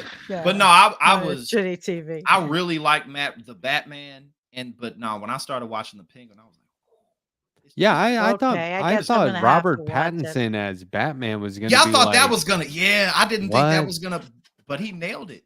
they Did he nailed really? it. He nailed I it. skipped Yeah. that one. All right, I'll watch it. Oh, it's great. But Penguin first. Penguin first. No, Penguin is No, a you gotta watch. follow-up. Yeah, you got to watch the Batman first. Oh, do I? Oh, It's the Yeah. same story. It picks up where the Batman movie left off. It might lead into the next Batman movie. I like how I like both. I like Christopher Nolan and Matt Reeves' take on Batman. They're both very different. Yeah, I agree. Christopher Nolan's is kind of more like real world, and Matt Reeves is like Gotham City. Like, Yeah. I will, you know, like, yeah, it's very that's what dark. I prefer. It's Is and, that- and the Batman, Matt Reeves' Batman to me is the best live action Batman in my opinion. I like it when Gotham City is like in like a mysterious, not quite defined era, like Yeah, and cell phones and cars with super round wheel wells. Like And the what- 40s and shit. Yeah, what like a what mix. the Batman did right was, or what I like so much about it is that Batman is everywhere all the time. He talks about working in the shadows, but he's out in broad daylight. He's around the cops all the time. He's on crime scenes. Everyone sees him everywhere, right? It's not like he'll roll up into a club and start kicking everyone's ass. Yeah. And it's not like he's this That was one thing of the that best only scenes. shows up every now and then. Alright. No He's in it the spoilers. whole time. And I think that that's very cool. Is it like a that spoiler worked that for me. Batman wins? Check the it out, fist man. fight? Check it out. You gotta watch it, man. I wouldn't will. be He surprised wins. if you don't In my like it. copious free spare time that I don't have a lot Yeah, of, it's I gonna will have to try. be 3 weeks from now. And I'm Yeah. gonna make sure. I'm gonna make sure I get all y'all contact from Matt after we're done with Yeah. this. Hell yeah! Okay. And one more thing about that movie, the Batman theme song from the 1960s was reinvented for the movie. So when Batman starts Really? fighting and you hear his theme going, you can hear the Batman, da-da-da-da, Batman. It's Yeah, you're right. incorporated You're into right. it. It is. Yeah. Yeah. Now that you said that, I They've can got hear it. trumpets, That's right. and yeah, it's really cool. I can hear it. Cool. Anyway, I love that movie. Hey, Cool. is that over your shoulder, Jackson? Is that a Jason Fabok Batman? I believe. I think so. This was a gift, but I think so. It's awesome. And then I got the Harry Potter shit, and then I got the Reefer Madness. You know what I'm saying? Yeah, I know. I love Reefer Madness. Is something we used to watch in high school just to be like, this Look at- is Yeah. crazy, but that's not what happened. Imagine watching Yeah. it while you're high, dude. I did. Oh, yeah. You have a heart Oh, attack, good. man. Hey man, I got The absolute irony. I got the Bible of Batman right here. Oh yeah, I got that. That's awesome. Nice, Massive, Oh, nice. massive Good job. nerd shit going on, man. dude. Massive nerd levels. Should of show you nerd. my library sometime. No shame whatsoever. I built a custom book stand for books that size and larger because I had so Wow. many of them. I was like, hurts my back Wow. trying to read these books. Sounds Yeah. like Yeah, my you- old human Y'all gotta resource check- y'all manuals. gotta check They that were shit always out. like huge, humongous. Yeah, I mean, I'm a Thank little you. nervous. I'm a little nervous about James Gunn's take on DC. I can't Yeah. lie. I'm a little nervous don't- about that. I don't let my expectations get too high. I just assume it's all going to be bad until I'm pleasantly surprised. But Yeah. he did just announce that crypto is going to be in the Superman. Yeah. movie. I don't know. For me, Isn't that like his home planet? His dog. his Crypto. dog, and it's just like Oh. so for me. And again, we'll see, because at the end of the day, it's all about the writing. It's always all about the I writing. didn't know he Did had you a hear dog. why he wanted to put the dog in there? Because of his dog or some shit like that. He adopted a dog from a hoarder. They had 60 dogs in a backyard who had never been around humans. Oh my god. And he adopted this dog, and it was like eating everything in the house. It was trying to bite Oh. everyone. It like ate his laptop. And it was while he was writing the script, and he's like, I got to put it in. And Because it crypto isn't supposed to be like a good dog. it The just dog with seems like superpowers. it just seems. And No. again, we'll see. But James Gunn, he's most credited for Guardians of the Galaxy, which Yeah. is a fun movie. But like he's putting in his Superman movie, he's gonna have several people from the Justice League in it and the Super Dog. And it's like, this is your first DC movie. It's kind of looking No, he like did Suicide Squad.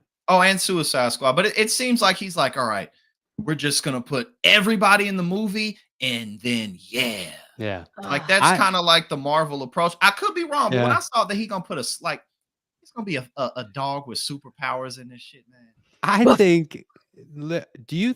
Okay, my hot take is that those Guardians of the Galaxy movie, I like them, but imagine them without the soundtrack.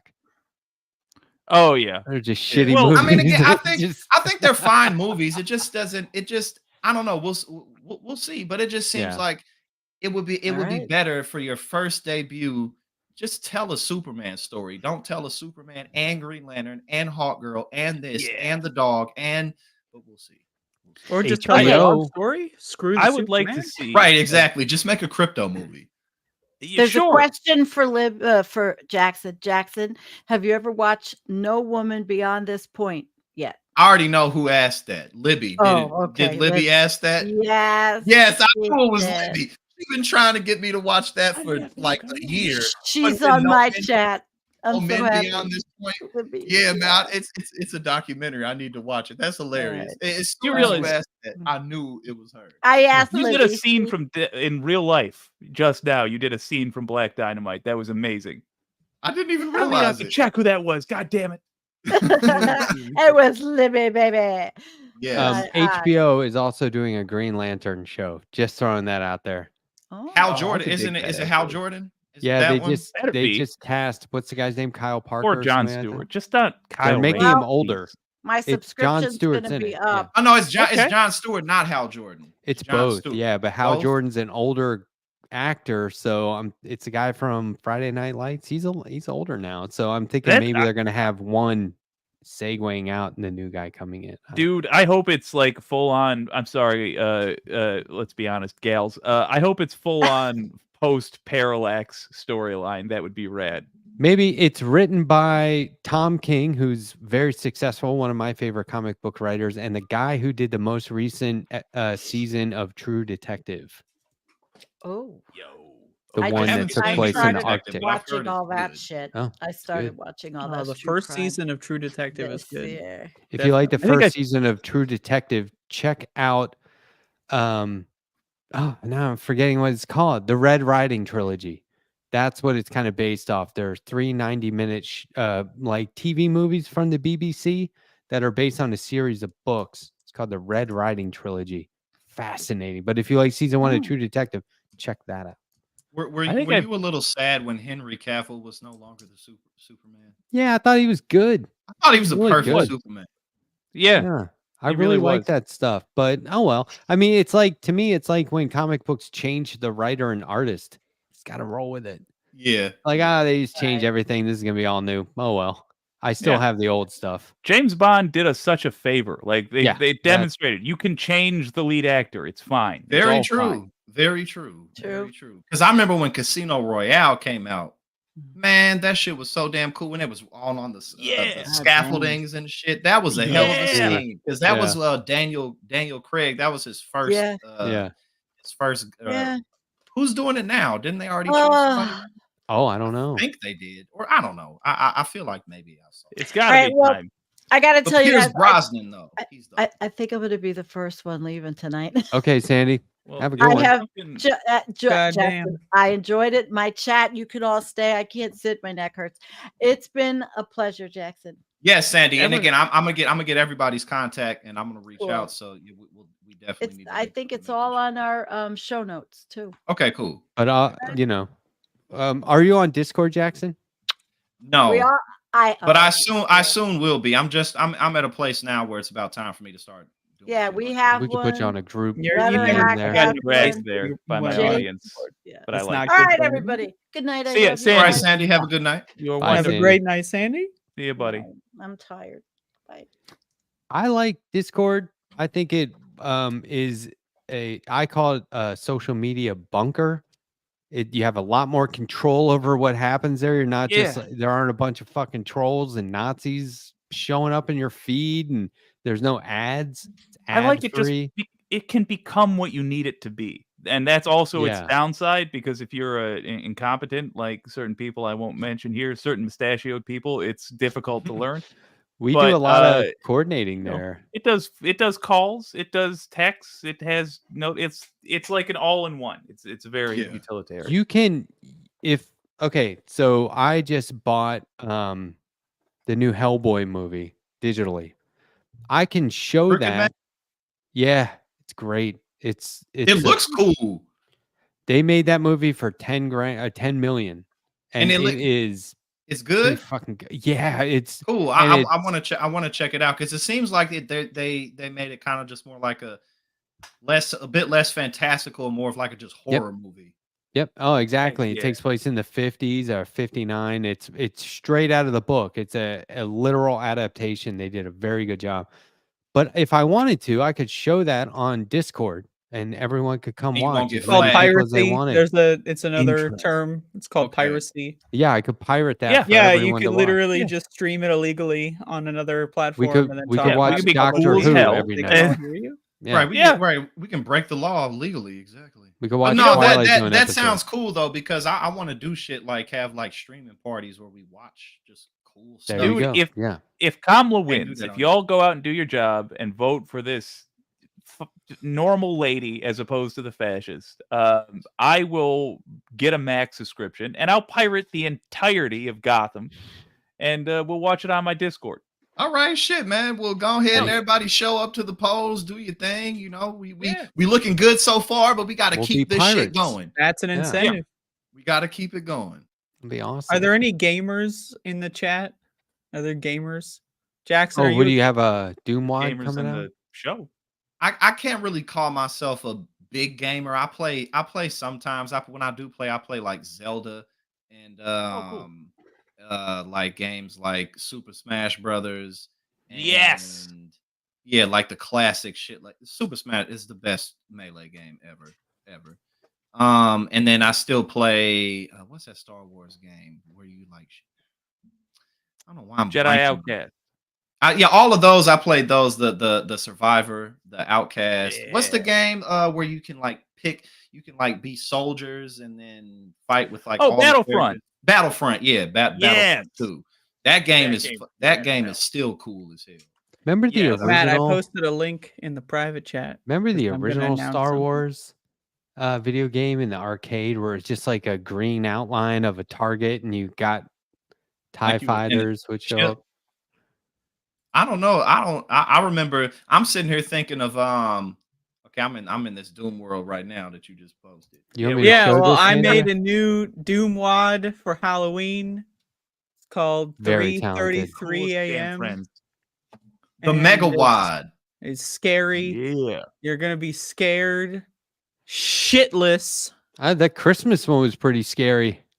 Yeah, and that's not even like that's. I wasn't even trying. So imagine how Imagine scary when you it'll put be if forth I'm an trying. effort.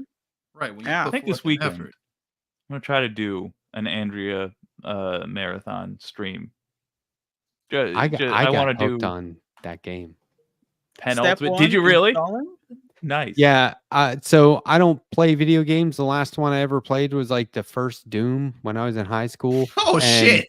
Yeah, and Andrea did this. How would you explain a WOD? It's just like your It's version, just right? it's a mod. I make levels and sometimes graphics, but I make a annual Christmas series called A War on Christmas, where you run around and kill a bunch of Santa Clauses. Like zombie Santa Clauses. And so, I was like, well, I'll get used to this and get my bearings because Andrea wanted to do it on live stream and critique me, and it was fun, right? And I was actually like, You're oh, I addicted. remember how to play this. Like it was the last game I played, so of course I remember how to play it. And then like afterward, I was playing it a lot. And I was like, shit, I just lost like 3 hours. This is bullshit. What's that game? Yeah, you know that game where it's like they like you creep up to these like golden men and hit them on the head with a hammer, and then they wake up and scream chasing you. Like, have you seen those things on like YouTube and Instagram? And it's like you hit it, and it's like and you have to. That run. might have been a dream you had. I am not familiar. I don't think I it was don't a know. dream. I don't think so. But maybe I'm just the only one. It's like some computer game or something that The for like a long creeping time up on part. Instagram. It's like it's like kind of low budget, and you have a hammer, and there's like a group of people huddled in a circle, and you go up and you hit one on the head, and That's then illegal. it wakes up. Quite illegal. And then it wakes up and it like chases you screaming, and you have to run away from it successfully. I gotta What find happens this if you're game. Wait, unsuccessful? audience, if you know. I used to see it on Instagram all the time, like on my explore page. Like it was some trendy game that people were playing. Like some mod developed it, and I don't know. I'll look for it. It Yeah. genuinely sounds freaky. It sounds like it would be it's terrifying. creepy as hell. Like when I say they scream and they're like, ah! Like it's creepy. And they're gold? Yeah, they're like gold, and they're like huddled in a circle, and then you hit them, and then they wake up and they just chase you. And the game is I mean, rightly so. But yeah, I would. Yeah, that's. I will check it out. And again, I want to do non-political content so that I can get some members of the. Here's my stupid ass plan. I'll just run it by you guys. I want to do like a day. I don't want to commit more than a day to this, but a day where I do non-political content specifically so I can get some people in the audience who don't already agree with me, so that when I do my debate show, it's not just us being like, should it be socialism or democratic socialism? Like, no. yeah. Gotta mix it up a little one bit. day. Yeah, just gotta mix it up a little bit. Talk about cool shit. It's more to life. You know what I'm saying? Yeah. It's Yeah. more Has to anyone life. played the Silent Hill 2 remake? We have any gamers? No. I have not. Is that what you were Silent Hill playing 2. last night, I was Andrea? playing the original last night. It's Hell very yeah. dark. I Letterhack could came barely into my see stream. what was going on. You're not There was supposed a to be- fascinating reason for that. So the reason it's so dark in Silent Hill 2 is because Andrea's going to be annoyed because I'm sure she knows this already. It's because I lowered the brightness on my television. Well, there's another reason. The reason there's fog is because the processor couldn't handle that much draw distance in a video game, and so there was a point where you stopped seeing things, and so they just put a layer of fog over it and said, yeah, the city's covered in ash. So they worked it into the storyline. So they basically they was like, fuck it, and they just made it work. Yeah, that's funny. You got to do that sometimes, man. Sometimes you just got to be like, fuck it, and realize that it's good enough. Yeah. Well, the Bob original Ross. Silent Bob Hill Ross, 2, happy accidents. which I streamed the entirety of in 4 hours last night. The Letterhack showed up for. I saw that. I fell asleep. It's a really great game. I highly recommend playing it. There's a remake. I started the remake, and I'm very upset at the voice acting in the remake. It's not good. Why? What's bad about I don't it? understand that. It's too professional. The voice acting in the remake is way too professional, and it removes like the aura of like weirdness that the original had. So that's my complaint. Hey, Fair point. so check this out. Speaking of voice actors, I just watched the new Miyazaki, The Boy and the Heron, and I watched it with the American voice actors because I don't want to spoil You it. love America, that's why? No, it was very interesting choices, and I was like, I gotta hear this, and it was good. But so when I moved to South Carolina in 2022, I basically was like, okay, I'm not gonna smoke weed anymore. It's not legal here. I'm not gonna risk it. Smoke weed every day from 13 to 47. You know what I mean? Like, too. Right. no Pretty much. problems. Did all kinds of drugs and so I basically. I was like, fuck it. These will just be my sober years. So I've been like totally sober. That's the name of your memoir, The Sober Years. Yeah, the southern sober period of my life. But there's a couple of times where I travel back to Colorado or up to Maryland and whatever, you can indulge. But so it's not like, I'm imposing it on myself. It's just choice. But then I and I happen to think being sober is pretty fucking trippy. It's very weird. All the dreams come back. Yeah, that is weird. true. Whenever you're detoxing from shit, it's like your dreams are just like, yeah, it's like, what the fuck? Wish I was. I've not reached the stage in my. I'm not sober right now. I'm never sober. I'm not quite there yet. I'm okay, very though. intoxicated. Please. Well, do so not I watched this intoxicate me movie, further. The Boy and the Heron. I Yeah. don't know if you guys have seen this yet. Partway through, I had to stop it and just be like, okay, what the fuck is? I was like, is this really happening or am I tripping? Because it was You were too sober. I think the movie is a hardcore trip. Yeah. And I don't know. And you start What is this thinking, movie? Could you describe it? Boy and so the you know Heron? Miyazaki does Princess Mononoke, Spirited Sure. Away. He's very famous for these movies. This is the Princess newest Mononoke is one. one of my favorites. I gotta watch it. Absolutely. This is the newest one called The Boy and the Heron. And it's like World War II era. And you start thinking like, one, how did they come up with this story? Two, how did they come up with these scenes and the setting? And then three, like, how did they fucking draw this? Right.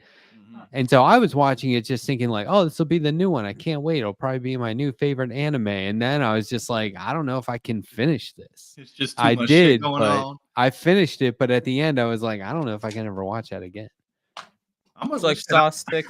Princess Mononoke is one of my favorite. Absolutely. I saw that when I was young as hell. I saw that in the theater. Did you see there was That's some a hard one to see young. There was some guy on Twitter who's like, "Hey, check it out! I made an AI live action trailer version of Princess Mononoke," and he was so proud of it. And he's like, "Here's how I did. It looked like garbage. It took all the soul out of it. It was horrible." And he basically just did like a shot for shot remake of the trailer. It didn't add anything to it. And I was like, if they did live action, I'd really hope it would be better than this. Yeah, some stuff just isn't for live action. Or if you do, you just got to be really careful. Exactly. The voice actors from that were really good. Claire Danes did the it Danes did Princess Mononoke. Yeah.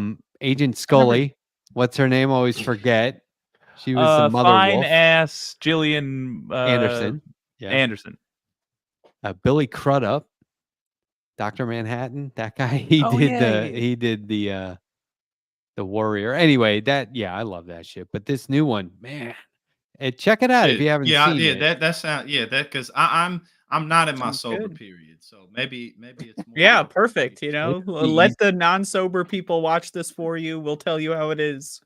Yeah, it's when it's watch a 3D movie with 3D, like you need to be high in order to actually properly understand the layers. It's like Beyond the Black Rainbow, you know. I gotta check out tonight. I gotta get up early in the morning to finish stuff up. When I was in high school, we used to do acid and watch Spaceballs without any sound, and just we knew all the lines, and I could still do it. But like that was like the height of crazy shit you could do in 92, I guess. Hey, but shit, that's still fun. It was. I gotta go. I gotta log off. Cool. But I'm gonna get all y'all contact info. I'm gonna hit Thanks for everybody hanging. up. We gotta make some shit. Thank you for happen. coming on the show for the Yes. season premiere. You're the first guest of season 2. And shit, high stakes. Time flew by too. I had a great time. You said you'd be on 45 minutes, and we stole an extra hour of your life. Exceeded that by an hour. Yeah. Yep. But no, I had a great time. I'll be in contact with all of you. Cool. And, we'll make sure that you never have a great time on this show again. It's gonna be terrible next time. Damn, that's not we like to do hot. Don't do me like that, man. Don't do me like that. Well, now you're already in, so we don't need to pretend next time. So yeah, thanks, Jackson. Really Have a good appreciate night. you hanging out. Thank you. See you around, sir. Take care. Yeah, that was great. Episode It was. 53. Great guest. Great conversation. this show is in the AARP club. Might as well be. I started reading from that bulletin last night, and I put my glasses on first, and I was like, oh, "How did this? I got to clip this for TikTok." And then I was like, "No, I don't." If you want to feel a lot younger, Michael Sheen, the actor, I just learned is a couple years older than certainly anyone here. Now that I'm live, I'm forgetting his actual age, like 56 or something. And I did not know of anything he was in until literally last year, and now he's like my favorite actor. Oh yeah, he's done some great stuff. I like looking at those TikToks or whatever, videos online where they show actors from 70s TV and they go, "This guy was 40." Like Red Fox was 40 when he was doing Isn't that Sanford and nuts? Son. I'm doing People great used to- for 50, Yeah. according to that shit. Yeah. I don't know what the hell happened. Like, you'll see a picture of quote unquote like young Humphrey Bogart and be like, here he is at 25, and he's like, he looks like the knight from The Last Crusade. Yeah, right. Yeah, Cigarettes harsh. do a lot of you damage to people. chose wisely. But no, I mean, look, honestly, what day of the week is my birthday? I just want to make sure it's not a Wednesday because that's going to be crazy. Thursday. How well do Tuesday. I remember your birthday? Is your birthday December? Wait a second. 10th. 15th. 1-5. 10th. 10th. Good one, Andrea. Andrea's had me on her show for my birthday. Pretty cool. So here's the thing. And the closer I get, the birthday more is Doom. That's how I remember it, by the way. Okay, there you go. Well, the closer I get, the because I've always been like, To be clear, it's not affection for you. Yeah, right, I don't give a shit about you. I was like, this isn't a big deal. Fuck 50, it doesn't matter. But the closer it gets, the more you're like, milestone. I mean, it is an achievement at least to get 50 years in on anything. And this will be the only thing I've done for 50 years straight is be alive. But like, I mean, that's something. It's not for nothing. And if you think about it, I haven't had the opportunity to do anything else for 50 years yet. So like that starts now, right? So like next year I can say maybe like, oh, I haven't sucked my thumb for 50 years or whatever it is, right? But there's it. You can feel it. You can feel it coming now. I can feel it. It's like, it's not a thing. Is it like when it gets really humid outside and you just start to like kind of sweat a little bit and you feel sticky? I'm 50 now. It doesn't have to be the exact day. What's the difference between right now and like 6 weeks or whatever? Nothing, right? Like, so I've been saying I'm 40 to like random people for like 3 years because I'm closer there. No, believe it or not. But I truly don't remember where I am because I feel exactly the way Matt does. It's just like you're a zone. At a certain point, you get in a zone. But I also know what you mean. Like when the actual day is coming, you're like, I gotta acknowledge it. I feel like the thing has to happen. 50 might, some people could go, whoa, you're halfway. And then I'm like, halfway? Another 50? Fuck yeah, man. I just had the greatest 50 years of my life. You're going to give me 50 more after I figured everything out? Come on. Bonus points. This is going to be great. Also, I got to toss this out there. I've never agreed with that general logic. First of all, when you're a baby, your brain is not recording any information. Second of all, when you're a kid, you're not experiencing things in the same way an adult is with a complete adult's understanding. Yeah, I know. That's what I'm saying now that I figured everything out. Wow. I mean, life doesn't really begin until you're, maybe, I don't know, hypnosis. 28. Let's just say randomly, let's just throw that number out there for no reason. I raged in my 20s. And then in my 30s, I was like, I better make up for that. And then by the time I got to 40, I was like, none of that matters. Starts now. And then the 10 years between 40 and 50 have just been fucking glorious. And which is something everyone should make a note of. There is no like, oh no, I'm old. That isn't a thing. You aren't old. I don't think anyone gets old. I think you have the ability to use that to your advantage. Other people, they just get way too young. Yeah, way better to be sincerely old than forcing yourself to be young or just young at all. I don't like young, if I'm frank. I don't get along with very young. You would not do well in the Libertarian Party. Let's just put it that way. I just want everyone to have a good time without tripping on other people. The good liars, or it wasn't the good liars. Somebody interviewed this kid, had a Trump flag on like a cape, and he was at a rally. And he's like a kid. I saw this video. 18. Yep. And they were like, man, lost in the sauce. Who would you rather be friends with, a liberal or an immigrant? And he goes, oh, Ooh, He's like, gotta go with that's the a real liberal. tough one. Yeah, and then At least liberals were born here. some random lady comes along and he goes, I just asked him this question. What do you think he answered? And she was like, he probably said liberal. And it was like, oh my God, what's wrong with you people? Like that.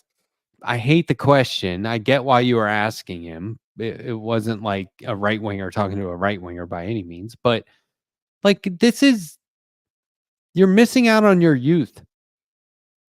By worrying about who the fuck is a liberal. Fucking 15-year-old self to Donald Trump. Motherfucker, you can't even vote for him, and you're walking out there with your "Make America Great Again" hat. Give me a goddamn break. Yeah. Who would you rather be friends with? I love the idea that like this guy is going to obviously have many choices of friendship in his life. Like, yeah, I can be friends with anyone I want. A liberal, an immigrant. It's a buffet of possible friends. I should only hang out with people like me. And who have the same political beliefs. Like, what? I don't know, man. I think back on all the friends I had growing up. It was such a diverse group of people. None of us would ever say, I have plenty of black friends. Some of my best friends are black or Mexican. Nobody would ever say anything like that. It's so silly. We were just friends. We were just all friends. I gotta be honest. I don't see the fault in I feel almost the exact opposite. Like to me, it's very strange that they're answering the liberal. It's very sad that they're answering the liberals because I would be fine if they were like, well, immigrant, obviously, but like because I don't want to hang out with Republicans. Fuck them. As a person in the same room together, I don't like them. That wasn't my point. My point was that he is thinking about it in terms of everyone should be Republican like me. Do you see what I'm saying? The element of that specifically bums me out. He was like a literal minor. Is that this literal minor is a bigot? Like he's just like, I definitely wouldn't want to hang out with a gross, dirty immigrant because all immigrants are people I hate. Because immigrating, like there's a higher percentage chance that the immigrant would actually get along with them than a liberal. That's the funny part. Yeah, but what he should have said was, that's a stupid question. I don't discriminate against people because their politics or where they're from. Like there is no choice to be made in that. That's what I'm saying. There's no right answer there. I mean, I do absolutely discriminate. You disagree with that? You think there's a right answer? I walk around, I see people, I discriminate, You're I say, 15 hello, sir, and somebody says, Jake, would you rather be friends with a Republican or an immigrant? You think there's like, I would be like, 100%. Hey, what do you ask me that? Is the correct I'll be answer. friends with an immigrant. Yeah, I'll answer that. Yeah. I mean, what's Fuck a Republicans? Give me a break. Someone who both. Then I'd say both. What are you talking about? Like, fair enough. Good. You're a better man than I. This sounds like the exact opposite of what Jake has been trying to give us on this show, and that we have to convince these people to work with us and win them over. This is like this is a little too.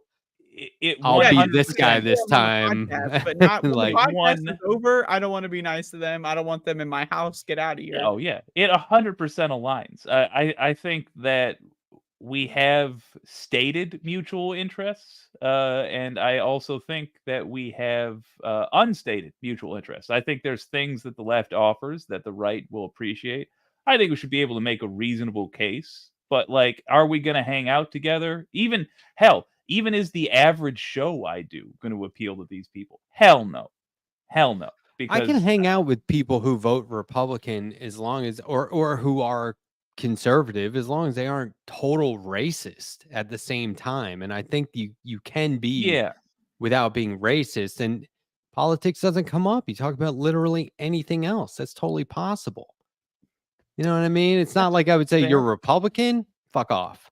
I would never do that. But if somebody's like, I'm gonna do it. I'm gonna play the card. Okay. I'm gonna play the card. I think you can only do that because you're not trans or gay or anything. Like, true. I mean, totally true. I'm just saying. I'm throwing it out. I'm Matt with his privilege. We haven't thrown anybody under the bus in a while. I missed. Hello, bus. Matt and his privilege. This is the whitest show I've ever seen in my life. Then I made this case off air. I'm a white male. I'm the last one they'll come Yeah. for, which means I have the Hashtag I'm the longest. white male. You can I'm sell the that last one they'll come for, which means I have the longest opportunity to stay in this fight. You see what I'm Yeah, and saying? truth be told, if I was giving advice to people, be more like Matt than like your old pal Jake. That's actually useful. If you have a Republican friend, you have a friend who you can change the mind of. Maybe. He is correct here, if we're being honest. I just lead by example. I don't know if What would I that's answer? gonna change their mind. I'm not really setting out to do that, but if I can show them that, and number one, I'm not a fucking liberal. I would almost not want to hang out with a liberal over everybody. Okay. Yeah, actually, I would I rather hate hang out with a watching Republican the than like a DNC really makes me hate liberals. Like, just like yeah. I said this before, but it's like the idea that anybody you see the DNC when they're doing the roll call and everyone's like spinning the bull and they're like, woo! The idea that anyone could possibly even because they're all pretending, but like, how do you even pretend to enjoy Democrats that much? Like, I mean, like how when they're like throwing you out for having like any sort of like, what was the one person who had a T-shirt, something like "End Genocide" or "Save Gaza" or something like that, but she was like holding up the Kamala wall signs and she was doing everything right, but because of the shirt, they were like, "You're out of here." But yeah, that's crazy, man. sassy. Liberals, they're on a whole nother planet when it comes to the whole. I get the Trump thing and a little bit more. I get it a little bit more because it's like, they feel like it's a big conspiracy. We have this secret knowledge, but like liberals, they they feel like they're popular. That's the thing that's crazy about it, is they think that their ideas are popular. They just We must disabuse them of such notions in coming years. I'm looking forward to the new fight. I'm ready to be done with the old one. I think that's really what it comes down to. America, I think, has seen all it needs to see to be done with the Republican Party, and I'm here for it, man. One opportunity's coming up. I feel like we should Can't be done wait. with the Democratic Party too. But Yep. Yep. Yep. Dan from the internet was live. One of these days, I want to get somebody who's live and merge shows. How would we do that? I don't. We just got to keep our eye open for it. But there must be a way, right, Andrea? Stream key. Yeah. Well, Think here's the about thing. it. just send them a link. Theoretically, He's what he already could do live. Well, he is would just have to like keep being live and just not stop. All right. Somebody told me the other day that what you could do is accept an invite, but keep your own StreamYard open and then screen share to your channel the link. Yeah. With I don't know. That's I awesome. forget what they said now. You could probably figure that out in real time pretty quickly. Yeah, I'm down for trying that, especially with one of our goofy internet friends. Okay, especially Dan from the internet if he's ever up again.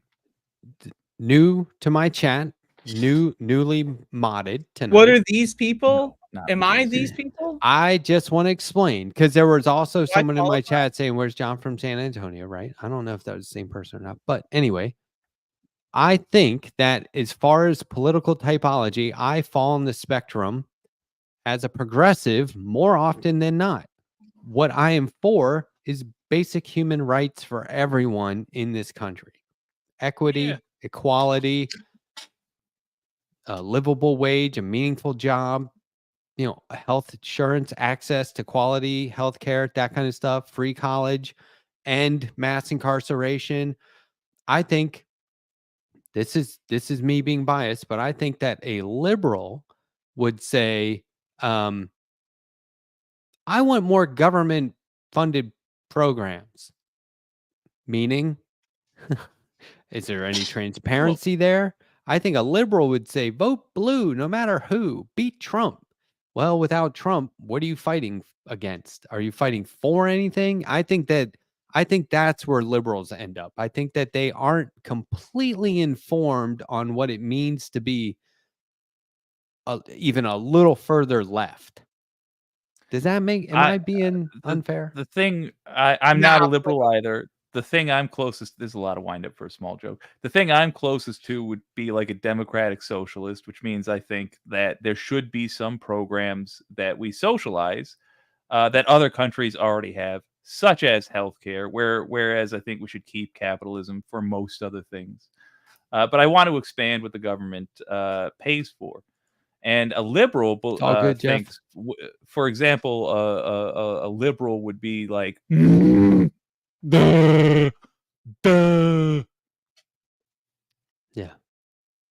I think liberals are just like, I'm just they did upset. Biden dirty. And ooh, Kamala, she's Mamala. You know what I mean? Whereas the rest of us are like, okay, we got to fight here. We're going to have to get in this, and we're going to have to push some real good policy. Liberals like big business, and they also believe in the fundamental rights of human beings. So we often vote with liberals, but I don't like that they basically allow millionaires to thieve from us and make excuses for them. A lot of the reason that folks who are not on the left think that the left is dishonest is because we are judged by Democrats, i.e. liberals, i.e. not who the majority of the left is. And they're typically pretty comfortable in their lifestyle. And unlike, I'm comfortable in my lifestyle, but I hate that, whereas they love it and they just want to keep acting like everything's not as bad as they say it is. And it is, and it's going to get worse. And that, don't just fight against something, fight for something. I mean, somebody called me a liberal one day. Really well put. And I got so pissed off for like weeks after that. I banned them immediately. I found them all over social media and banned them and blocked them. Oh, God. And was like, fuck off, man. Do not call me a liberal. Somebody said I was a pro-genocide clown the other day. Pro-genocide clown shit is what they called me. And I just kind of like blocked them. And I was like, they're just misunderstood. But call me a liberal? You ought to know better. Yeah. I'd rather be accused of being pro-genocide than be accused of being a liberal for goddamn sake. Put that on a campaign t-shirt. What is this chopstick in the tie thing? What is that? I don't know. I'm going for something. You're just okay. Well, it's something. He's losing it. Yeah. Oh, After I midnight. am. I'm getting it's not even time based, or it's not time of the day based. It's time on the calendar based. I'm getting twitchy. I'm so ready for this election to be over, and I'm so I can't wait, dude. For the fucking haze to lift. Here's the thing. This is what I used to tell people at work. They'd say, it's getting so busy, I'm losing my shit. And I'm like, well, what do you do when it's not busy if you aren't preparing for the busy time? Jake, this is not where you lose your shit. This is where you switch into pro mode. Do you know what I mean? This is where all that time leading up to this moment should have been preparation for this moment. Emphasis on should. Maybe next time. Easier said than done. Easier super useful advice for the middle of a thing. Yeah, but you can do advice it. 3 weeks, 2 weeks before the election, man. You can do it. This is where we need to just buckle down and focus. You can lose it a little bit as long as you regroup tomorrow. Do you know what I mean? Just do some self-care and reanalyze. I don't want to destroy anybody, but we have 2 more shows of this before the election. 2. Holy wow. Yeah, and then election night or the day after the election is going to be a fun show because if we do it, it's going to be remote. Oh yeah. Yeah. I feel like we need to do it, but it's going to be a remote location. I'll be in Brooklyn, New York. Well, the whole goddamn show is remote. It's always remote. Yeah, but I won't be at home. I'll be in a hotel. A seedy hotel. Yeah. Well, I'll go into like a spare, nook in the back of the little. We should all go to a local bar. Well, or coffee shop. I'm not gonna go around people. Like that. I'll get my little cave that I crawled out in the woods. Oh, the one with the free hugs sign out front. Well, it used to be out front, but we had some people that They weren't good people. Let's just put it that way. So Ooh, it's no longer there. now you charge for the hugs. Yeah. Well, Oh, Because you know those people that come, they try a sample and then they come by a bunch of times and they're like, "Oh, he's still." can't. No. Yeah. It's just I can't be out here hugging. no all day. repeats. Can I announce I'm doing an election stream? Am I allowed to announce that? I don't know, Jake. What do you think? I mean, let me check with my Go lawyer. ahead. Sounds great. Yeah, it's good. Yeah. I don't know if I want to announce it. I'll wait till next week. To Okay. announce it. I So want you're to just show checking you Steve, guys okay. something. I want to show you something that I think you'll get more than I get. Hold on. I'm getting it set up here. Okay. The filmography of Joanna Angel. Nah, do you know? But you'll get this. I think I know what it's called, but I always mess this shit up. So let me show you this.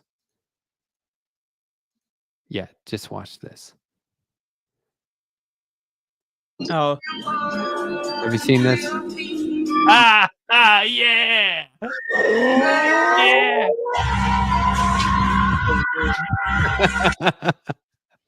that's Super pretty- Saiyan? Yes. Okay. I would argue that that's a level beyond, if I dare say. I mean, he's gonna ruin that toy, but I think it was worth it. He's Oh, the that is not a legendary toy. Super That Saiyan. is a figure designed for action. Action figure. My bad. I know what those Stipulate are. Limbs articulate. Now that's the Very important. since I was a kid, I have stood by this because I used to insist that my toys were called action figures unless the limbs didn't articulate, in which case it was not right to call it an action figure. It's just a figure. It's a doll. No, it's just a doll then. All right, doll works. Hey, did you see there was a guy there's like a trade show for Israeli weapons manufacturers? Oh, we're talking about Israel. Are we shifting into the Israel? Well, no, portion did of the you see program? the guy who went around looking for baby shredders? Fucked up. He was. Do you want to watch this clip? Wait, baby Yeah. shredders? I would love to watch a clip about shredding And babies. baby Please let me- killing technology. Yes, I would Oh, love that's to see amazing. I would love to was- hear about yeah. this. This is the I just hero want we to deserve. reiterate for the audience, I am in favor of post-birth abortion. Donald Trump keeps scaremongering about it. I'm what he's telling you to be afraid of. I'm in favor of that. Okay, can you see it? Yeah. Yep. I All can right. see Israel Here we doing go. what they do best. What do we got? Sir, we're looking for the baby killing technology. Do you know where we can get the baby killer? Do you have the latest baby killing technology, sir? We're trying to shred babies. You guys have the baby shredding tech? Baby shredding tech. You have the baby shredding tech, man? I'm just trying to find out who here. Excuse me, guys. We're looking for the baby Kills all killing the babies. technology. Do you have it? Sir, baby killing tech. We want to shred babies to bits. I like how he Can you points help to us? a guy. He's like, "Oh, that's the guy." Oh yeah, that's Guys, the we're guy. looking for the baby killing technology. Is this we heard this is the baby killing section? You have the baby shredding. They shred babies up to He's pieces. loving it. Sir, do you shred baby? Sir, don't touch my phone, sir. I don't care what you want, sir. I didn't ask what you want, sir. Pages. I don't care what you Yeah. Pretty Care what standard. you- Pretty standard trade show That was awesome. I love the personalities. ending. I've been to a lot of those trade shows, not weapons for clothing and stuff like that in comics, but pretty much always get people who are like, "Hey, how's it going? Yeah, I'm happy to talk to anybody. Come on." But then when that guy says that, they're like, "Fuck." They're just completely caught off guard. Anyway, Oh man. ballsy, right? I don't care what Get you your ass want. kicked I in did there. not ask. Where I wonder where that was. It was in Israel, obviously. No, I I don't know where it was. That's what the sign said. Well, so when you go to these big trade shows, Israel. like I went to this massive trade show in Germany where this is where they sell all the new soccer balls, the new footballs, the new treadmills, the new basketball hoops. And there's certain aisles that are like, this is China, Japan, Korea, Australia. And they have different aisles for different manufacturers by nation. Do you want to see So another? what you're saying is Israel has colonized this trade show? No, It that's is probably putting up just their their flag section. and sign and saying this is ours now? Everyone's shit. manufacturing weapons. It's ugh. Listen, here's what happened. Before we move on, we should just clarify. What happened was the Palestinian trade show had somebody throw a hot dog at Israel's trade show, and then Israel's trade show went in and took all of the Palestinian stuff, and then they said, "Hey, Lebanese trade show, we're gonna actually start standing there too." But that's why they have the Israel sign up real high, so that you can see it from across the convention center. So you can see you're way out there, and you're like, You go, that's Israel where over Israel there. is. Let's go. Yeah, I've been to trade shows like that. Or alternatively, that's where Israel is. Let's go this way. Yeah, let's go the they other. were pretty empty over there. There's a lot of salesmen, not a lot of sales. Well, it might have been the way that guy got in. It might have been like early. Because there was not a lot of foot traffic in the aisles, and that is rare. But there's like a big one in Munich, Germany, where they put like snowboarding inside, like in the middle. And there's just guys like snowboarding on this fake snow hill. It's awesome. Do you want to see the Laura Trump boat parade? The MAGA boat. Oh yeah. Why not? Why not? Surprise participants. This is when they say like, "Hey, okay, fine." But is it that much of a surprise? Republicans are not. At this point, these are Republicans. Oh, it's a great thumbnail. Yep. Here we go. That's who you are, Republicans. White power. Hell, Trump. You guys. Yeah. Oh, why did it stop? Like, this is the sort of Make thing America where I white could again. understand just ramming their boat with your boat. We're out It's here in worth losing Jupiter, your boat loving it, for loving the them good to weather, potentially blue skies. drown. Make America white. They see that Oh, sign, let me catch this They see that motherfucker. sign. Boom. So, if you think That's Mike wonderful. Lindell's cool, that's who you're hanging out with. If you're voting Moms for of Liberty. Republicans, Sure. that's who you're hanging out with. Yeah, if you ever saw what Moms for Liberty was up to and thought, "Oh, they're very much like me," this is who you're like. Your grandfather would have shot you to death with a Tommy gun. Ha ha ha. Good. Yeah, I mean it's pretty much. If It's you like vote those Republican cartoons when like the character steps in front of a mirror, but like then the contorted version of who they really are inside is on the other end of the mirror, you know, with the spiky hair and the evil eyes. your That's basically grandfather what that is, you know. would have loaded an M1 Garand and shot you at Normandy. Because that's who Republicans are now. Just so you know. Now you know. You might have not known before now, but now you know. Mother. Sorry. I'm going to chill. Not a surprise, though. Like, is anybody surprised that Nazis just felt comfortable showing up there? I'm glad they at least had the decency. Speaking of Nazis, can we talk about David Duke, Jill Stein? Does anyone want to talk about that? Do we have any Jill Stein voters in chat? Any Jill Stein voters? David Duke's on your team. How's it going? It's almost like, why would David Duke do that though? Yeah, what did Jill Stein do? I don't What know. does he get out of I it? really What don't did know. she do? I'm curious. That's weird, right? That's a 'Cause good question. is he trying to? Is he an agent of chaos? Like, I was like, why did he? The only reason I can imagine he would do that is to. Well, all right, I can think of two reasons. So he would either be trying to help Trump get elected because he knows what a freak he is, or he would be trying to launder his own image because he sees this era ending. David Duke came from an era where it was okay to be part of the Klan, and then he survived an era where it wasn't okay, and now he's back in an era where it's okay to be part of the Klan, as long as you call it MAGA.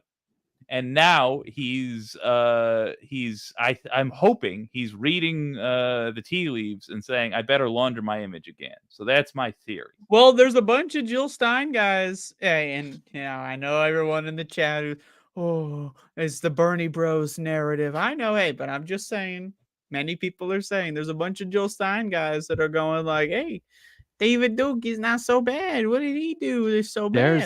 That's what they're saying. Many people. And I know it's not all of them. I know. It's a lot of comments. And you never know who these anonymous accounts are, but or if they're just faking being somebody. If only the Green Party had elected leadership of any kind that had any notoriety that could maybe dispel any of these rumors, but they're not a real political party. So well, there's a lot of like, hear me out comments like, the Klan was bad. I agree. But David Duke isn't that bad. And it's like, are you kidding me? First of all, the Klan should be spoken about in the present tense, not the past tense. It's not like it's gone away. Yeah. Second of all, are you really that up to speed on David Duke? And like, I'm reading through these comments and some of these people are like, I guess he has a show or something. Oh, and they're listening to him on a regular basis. And they're like, he makes a lot of great points. And it's like, look, there are people who aren't racist making a lot of great points that you can listen to. I don't know why you're relying on this guy who's 90%, 99% fucked up. It's like when they go, I got to give him credit. Marjorie Taylor Greene is right about it. You don't have to give anybody credit. That's not, where's that written that we have to give people credit? And they say, oh, broken clock is right. It's not a broken clock. It's a human being. If you're a villain played by Topher Grace in a movie, and you're watching that guy's podcast, that that things have gone awry. Sorry, Andrea, what were you gonna say? Well, I mean, I was gonna mention, I forgot my segue to this, so I'm just gonna do it brutally because Jake, destroyed the segue. I ruined it. Just like Office Space and the printer just destroyed that bitch. Right, gone for good. But I wanted to bring up that, we were talking about political labels earlier. And I just wanted to say that I want to announce, I did not announce my political label earlier. Everyone was saying I'm a progressive, I'm a socialist. What are I you? abstained because I just wanted to say Anarchist. I'm unaligned. I am proud to say I'm unaligned and independent as well. That's part of it. Very important part. I'm independent. And arguably more importantly, actually, I'm unaligned. I would like to just make that announcement. I thought it would be brave of me to do that on this show. And with that announcement, I would also like to say I do regret. I regret a lot of things, but we did not have this show back in 2020. But if we did, I regret that we didn't run the Hunter Biden laptop story. I feel like we really should have run that. If we were here in 2020, How do you know we wouldn't have? Oh, well, we didn't. I know we didn't. We are right now. Well, yeah, that's not important because I'm already unaligned. Breaking news: Hunter Biden has a huge hog. Well, that's one of the reasons why my alignment is it's in awry at this moment. Sam Cedar was doing coverage of that JD Vance interview recently where they said, do you think that Donald Trump won or lost the 2020 election? And he goes, I'm going to answer that question with a question. Why do you think the Democrats blocked us being able, or the Department of Justice blocked us being able to do the Hunter Biden laptop thing? And Sam was like, okay, the very next question should be, Mr. Vance, please tell us, how would showing Hunter Biden's penis help Donald Trump get votes? What are you talking about, dude? How would that have helped him win the election? Like, why are you bringing that up? It's so weird. A fine point, but I would have preferred to. I'm going to answer your question with a question myself. Why can you not answer the question? Because it's devastating. Because your boy participated in a coup. Because if it were up to him, he wouldn't do what Mike Pence did. Yeah. He would. Yeah, that's what he's a traitor. Signaling. He's a traitor. Do you want to see? Okay, only because Andrea hates showing clips on this show. I have two clips lined up. I make fun of it. Do you want to? I love the clips. We Give me could more. watch Colin Allred Oh, I'd rather not. against Ted Cruz. Just a Ooh. clip. Ooh. And there's something at the end that made me go, "What? You just ruined it." And then The only thing I know about that guy, one, bald, and I hate to say it, but two, threw trans people under the bus. I also hate to say it. That's why I brought up the bald. I feel like Football player. I feel like there's a degree of I can be as Republican as you, dude, but I'm better than like as a Democrat, I'm a better lame. Republican than you. You know what I mean? There I mean, might be a that's degree kind of of that. true, though. But I want, I know, unfortunately, but I want, I want people to win on our values. But anyway, I do want to see Ted Cruz lose, and it was humiliating, this clip. So anyway, we don't have to watch it. Yeah, no, let's put Do you it want on. to? Because I have another one we Absolutely. can watch too. Okay. We got to raise awareness for. No, never mind. Anyone here from Texas should be voting this way anyway, I assume. But let me check the volume. Here we go. Can everyone see that? Their faces look kind of funny here. Well, Ted Cruz always looks funny. Oh, yeah. Hey, baby, do it. Dang it. I have to say, you can't be for the mob on January 6th and for the officers. You can't. And it's not funny. Because you're a threat to democracy. Good man.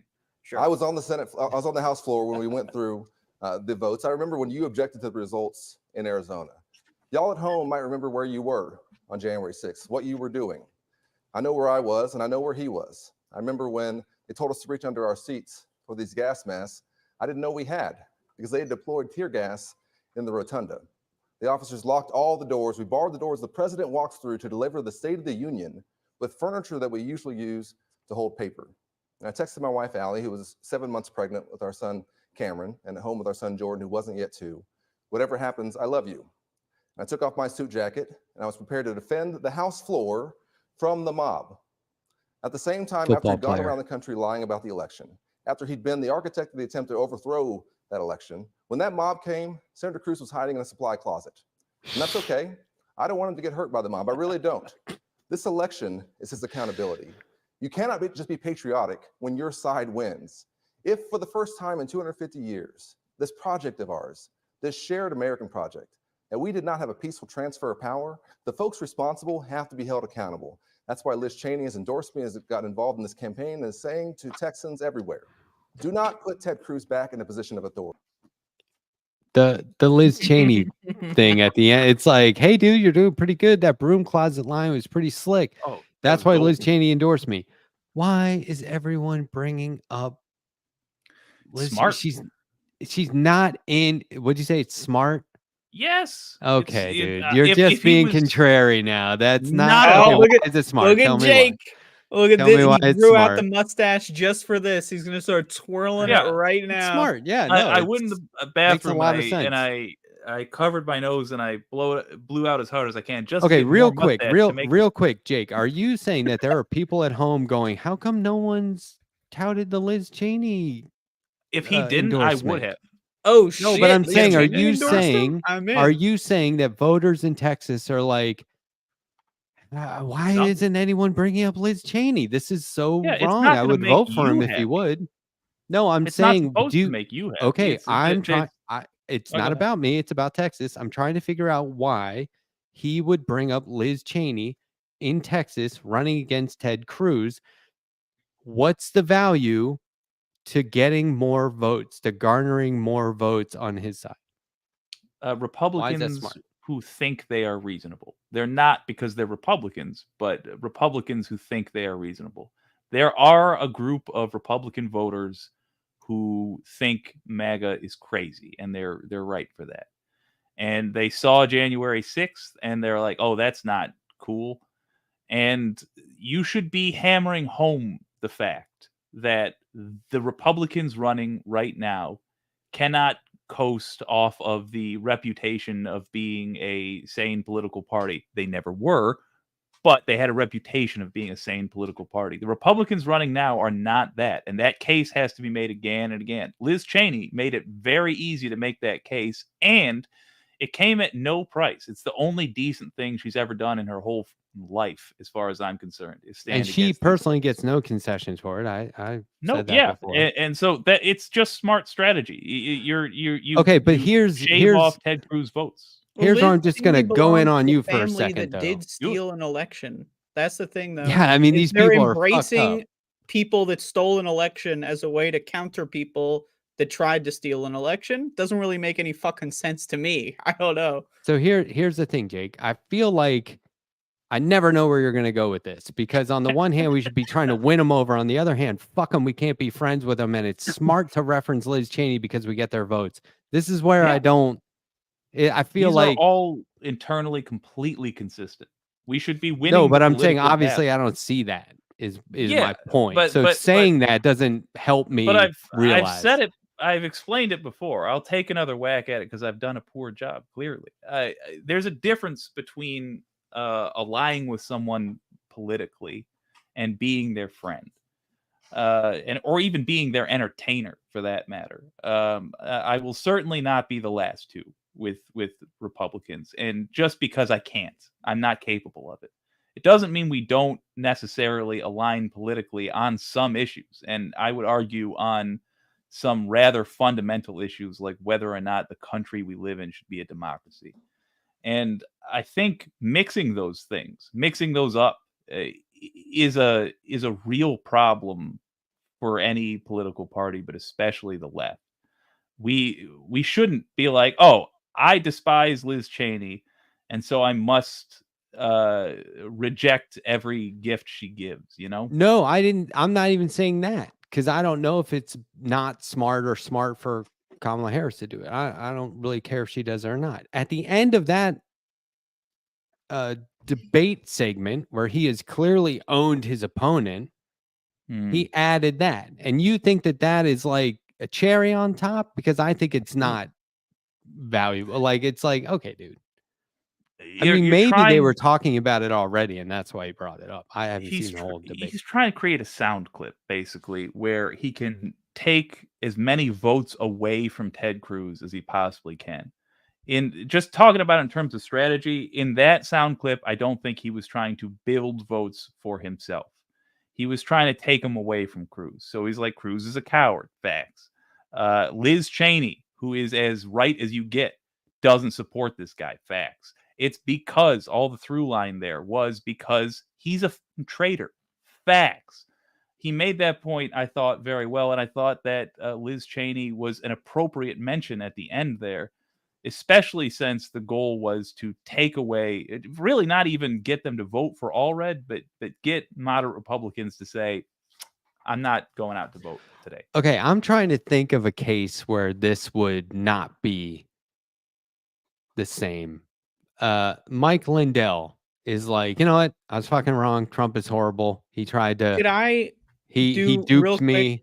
I hate to interrupt you, Letterhack, but can I do an impression of somebody who, let's just say, like, they're watching the debate, and they're an undecided voter, right? One of my favorite groups of people, and they're watching this debate and they hear whatever that guy's name is, Allred. He's wearing a blue suit, so it's clearly not true. And they're watching him bring up Liz Cheney. So this is what the average reaction will be of people watching that debate when they hear Liz Cheney. All right. I think she got us good. That's the average person who is it going to deter Democrats from voting for him or just sitting it out? Because Andrew's talking about undecided voters. Is it going to be like, oh, well, fuck this guy? Might as well have Ted Cruz in there. No, because an undecided voter, then if they're an undecided talking voter about normies. who leans Democrat, then they don't have any idea what he's talking about with Liz Cheney. And so if what if it was undecided Mike voter, Lindell? If who it started, was, who started endorsing Democrats, and he's like, and that's why I'm proud to have Mike Lindell's endorsement. Like, I'm trying to think of like when you would be like, dude, no, just there. I mean, send him a little note that says thanks and don't bring it up. It would be David Duke, actually. I wouldn't brag about that. I Yeah. would brag about the Mike Lindell thing, and the reason why is kind of the same as Liz Cheney. It's somebody who was known publicly to be part of the same, I don't know, I hear you. political group who has left that group because it's too crazy. I just think it's personally what I don't like about politics.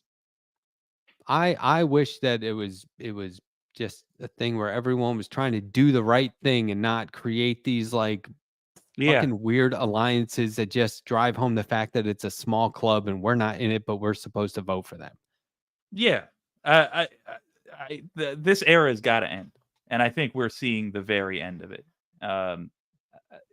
Because I'm there with you 100%.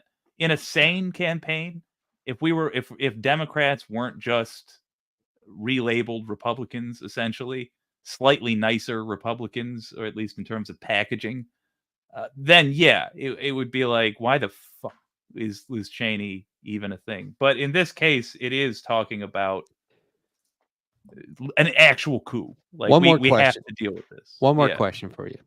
Yeah. I don't know this or not. I just came up with this hypothetical. Mhm. What do you think? Because what we're really trying to do here is I think there's more value in getting people who don't vote to participate and come out for Democrats than just trying to like scrape for Republicans to come over to our side. I think there's more people out there, more potential to get a larger group if you go for the undecided and the people who are just trying to sit it out by saying Liz Cheney, ew. Do you think that would then people would be like, yeah, fuck Liz Cheney. Okay, I'll vote for Harris. Or do you Not at think that yeah, let's bring Liz Cheney out on stage and maybe we'll get some Republican votes? Like, what do you think is more valuable? And it would discourage others, like other quote unquote normie Republicans. I mean, in theory, they're trying to get Republicans to vote for them who currently won't, right? I mean, I think that's what they'll say in interviews, but I think the actual strategy is just to get them not voting for the traitors, basically. Trying to get people to not participate. Yeah. I mean, this is a I'm fucking okay with known strategy. I can't stand it. It just, I mean, so they're it's one saying I thing- got Liz Cheney's endorsement. I'm proud of it, in the hopes that Republicans will be like, I won't vote for Republicans, but I'm also not going to vote for Democrats. Over whether or not he should have said he was proud of it. But I think mentioning that Liz Cheney, a very, very right-wing person, no longer supports this party should be done over and over and over again. Okay, let's promise each other that we're going to try and figure out how many votes they got because of Liz Cheney, if possible. We have to be able to figure this out or I'll never be happy again. I need to know, wow, that made a difference, or well, let's okay, do it. We hope they're going to get some votes from this. Otherwise, I don't know how many. I don't know. Did it make a difference? Who knows? Like, Let's I do it really from the autopsy table as we are looking at the corpses of the Republican and Democratic Party who died strangling each other, and we live in the utopia that exists without them. I'm so sick of people saying it makes sense and it's a smart move and not being able to say, told you, right? Like, at least give me the I told you so. At least be that annoying to follow through with the numbers later and go, see, Matt, you're a fucking dummy. Like, I really need that. Well, wait a minute, though. Because I don't see how I haven't convinced you of this. Like, there are going to be votes negative for all right, Colin Allred. He's a centrist Dem in Texas. What downside is there for mentioning the fact that Liz Cheney like, doesn't support the other guy? I kind of feel like that's what I mean. Like, it might not matter. And for all I know, Liz Cheney was part of a conversation that was going on during that debate. I haven't seen the whole thing, just that clip. So there might have been some other reason he brought it up. But I feel like the first thing that occurred to me was like, oh, he's just doing that because Harris did it. He's just bringing that up because Harris brought Liz Cheney out on stage. And it's like, this is what we're going to do this time is we got a Republican on our side. You guys, look, we can be Republican too. we're making alliances where Republicans do not make alliances like that. Do you know what I mean? And it's like Liz Cheney's doing it because she got voted out of office. Like, Well, that's kind of safe for her, and she doesn't get anything out of it except some reform. I mean, he's really not like a good guy, you know? Okay, it makes yeah, me Trump bad, really nervous obvious. that the reason they did it isn't inherent. Because to me, and that just tells me that I might have interpreted it wrong, or they did a poor job of messaging. But to me, what it says is, look how crazy the Republicans that are left are. The Republicans that remain are. Look at how crazy they are. Liz Cheney doesn't support them. Dick Cheney, guy who put us into war for 20 years, doesn't support him. I think they're just I think they're just more, we are voting against Trump and not really voting for the things that matter. I think they're supporting Harris because they're against Trump. And as soon as he's out, they go back to being Republican. It's like those guys who testified on, you know, for Liz Cheney, right? She requested it during the hearings for January 6th, and they testified against Trump. And then right away they said, you know, would you vote for him? And they're like, if he runs against Biden, hell yeah. And it's like, well, wait a second. Guys just said, no, that's what it was. They sat there and said that Trump had done all this bad stuff and that he was responsible for the insurrection. I know that happened. And then as soon as they got in the hallway, they said, would you vote for him again? And they said, yeah. The difference being his name was Russell or something. Yeah. And he got that's the same guy that got not only death threats, but I'm pretty sure that's the guy whose terminally ill child was getting harassed by it's bad. By MAGA. But it's not this like that though, because specifically she's not supporting Trump. And it no, but I'm saying so she would just go back to voting Republican, and that is, as we agreed, not good. So without Trump, she's not supporting. But what are we Democrats. doing? Like we got to preserve the democracy for an election, and to have somebody come out making the case that these people are so extreme that even though our politics are from the same party, we don't support them. Yeah, I can't think of back to a that. better message than that. I mean, under the circumstances, maybe not, but to me, you know what this feels like? This feels like two dudes who are in a sinking ship, and all we have to plug the hole with is like different types of cake batter. We just have sacks of cake batter, and it's like debating. I can tread water for 24 hours, my man. Well, good for you. I can't. So I hope we plug this hole. And we're like, do we stuff it full of angel food cake or chocolate whatever cake? And it's like, man, we shouldn't have to deal with these problems. No, it sucks that we do. It's angel food cake that is not past expiration date, or angel food cake that is past expiration date. Yeah, that's the more accurate analogy. Let's really, because there's nothing wrong with chocolate cake. Okay. Do you want to watch another clip, or are you tired? Let's do one more. I'm a little tired, but let's do one more. I want to get an up feeling of some sort. Look, I don't know what this is in reference to, but it's true. They put their whole catalog online at one point, and I was like, I'm young again. Okay. Me too, by the way. I love De La Soul. Yeah. This is Kamala Harris tonight on a Fox News interview, making the case. I don't think she brings up Liz Cheney, just for the record. Oh, look at those eyebrows, Bayer. Good Lord. This guy is, I don't know. I'm not going to, I'm an artist. I've weaponized art so many times. Really trying not to make fun of the way people look, but you're on TV, my man. Okay, check this out. If he's as bad as you say, that half of this country is now supporting this person who could be the 47th president of the United States, why is that happening? This is a little first of all, it's not half the country, but anyway. election for president of the United States. It's not supposed to be easy.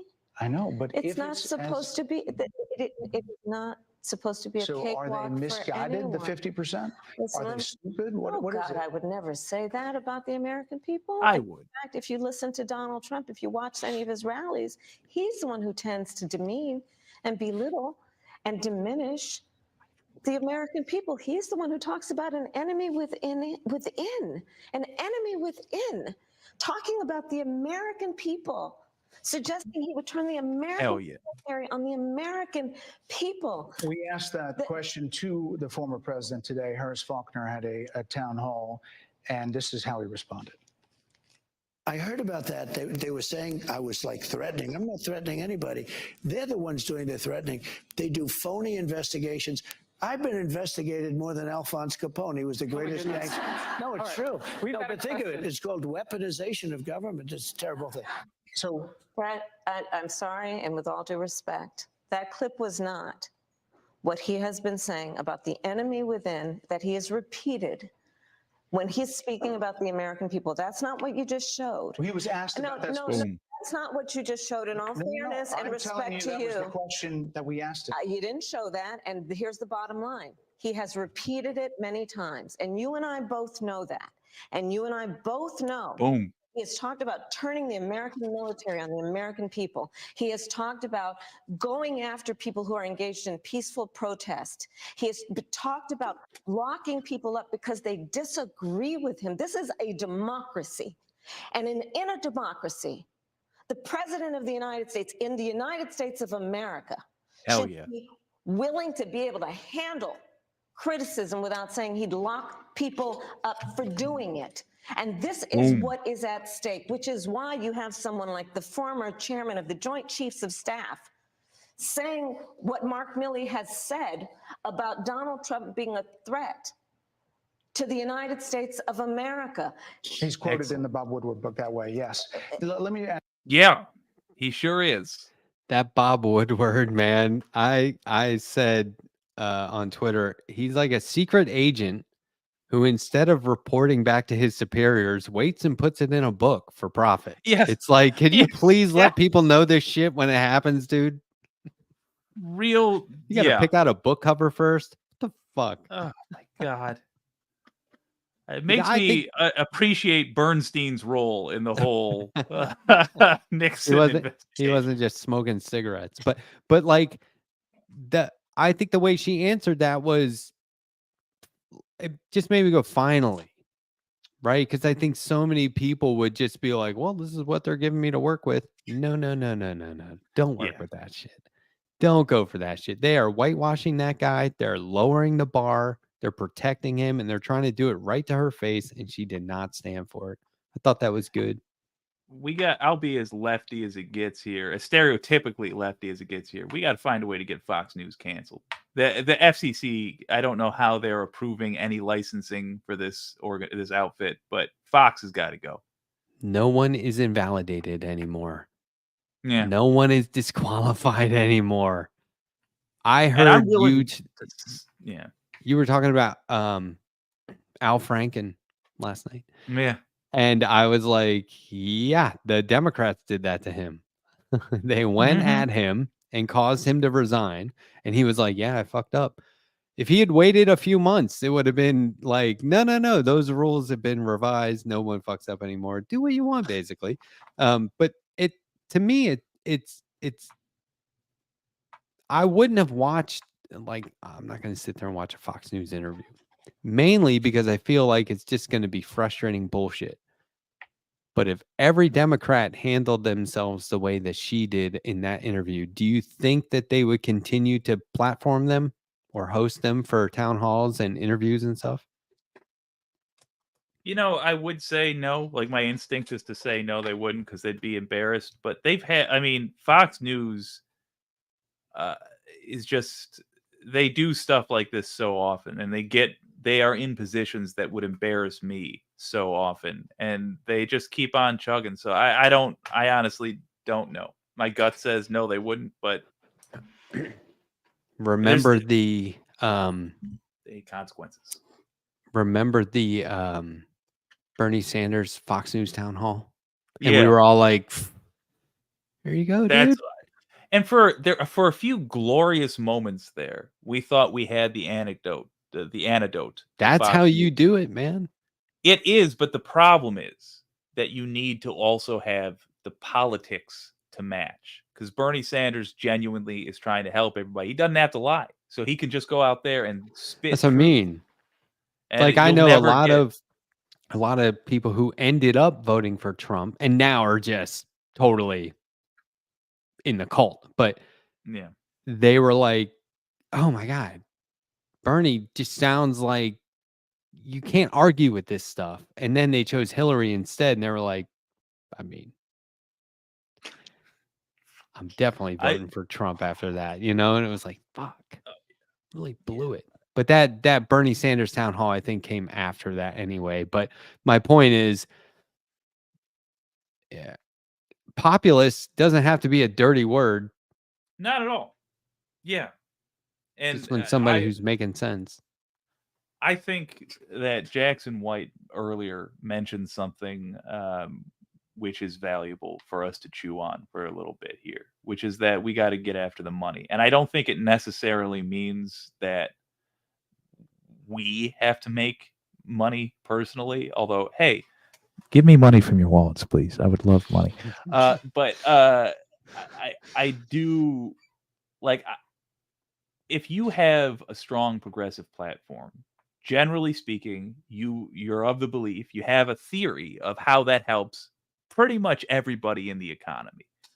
I think we should be going to small businesses like a grocery store, which comes to mind, or whatever, small businesses, and making the pitch for why people in the community having more money means you'll have more money, and climb our way up the chain like that. Because at the end of the day, the stuff you support, the stuff I support, it would make everybody wealthier. Like everybody we interact with on a daily basis, wealthier. And there's no reason why it should be that when you are a small business owner, which is so common, you tend to vote Republican. That's crazy to me. You're voting against your customers having more money to buy your products. It's nuts. Yeah, it's like the whole tariffs thing. But, and the other thing I was thinking was like, you know why so many people actually know how tariffs work? Because Trump doesn't. And like, this is giving everyone an opportunity to learn. That's true, actually. Like even a year ago, people would be like, how do tariffs work? It's like learning which way a knee's supposed to bend. Right. The hard way. You're a good friend of mine. That's why I feel like we can have these conversations where I'm like, the fuck are you talking about? So I just want to make it clear for the audience that we are not at odds. And this is probably how more people should interact, as long as you understand afterwards there's no lack of respect. Certainly not from me to you. I totally disagree and am baffled by a lot of shit you say, but you're wrong. But I do appreciate. No, I live, dude. Honestly, that's what I miss in all this. Like, if we're to, I'm sorry, it's the end of the stream, but like, no, like, I'm culturally really a lefty. That's deep down. Like, I love the nitpicky little arguments. To me, that's where home is. And if I'm honest, for all summer, I haven't had that, because there is no argument to be had. It's an obvious choice, and it's just a matter of convincing people that frankly don't give a shit. Yeah. To make the obvious choice. And I don't do well in this environment. I just don't. I want to do what we just did.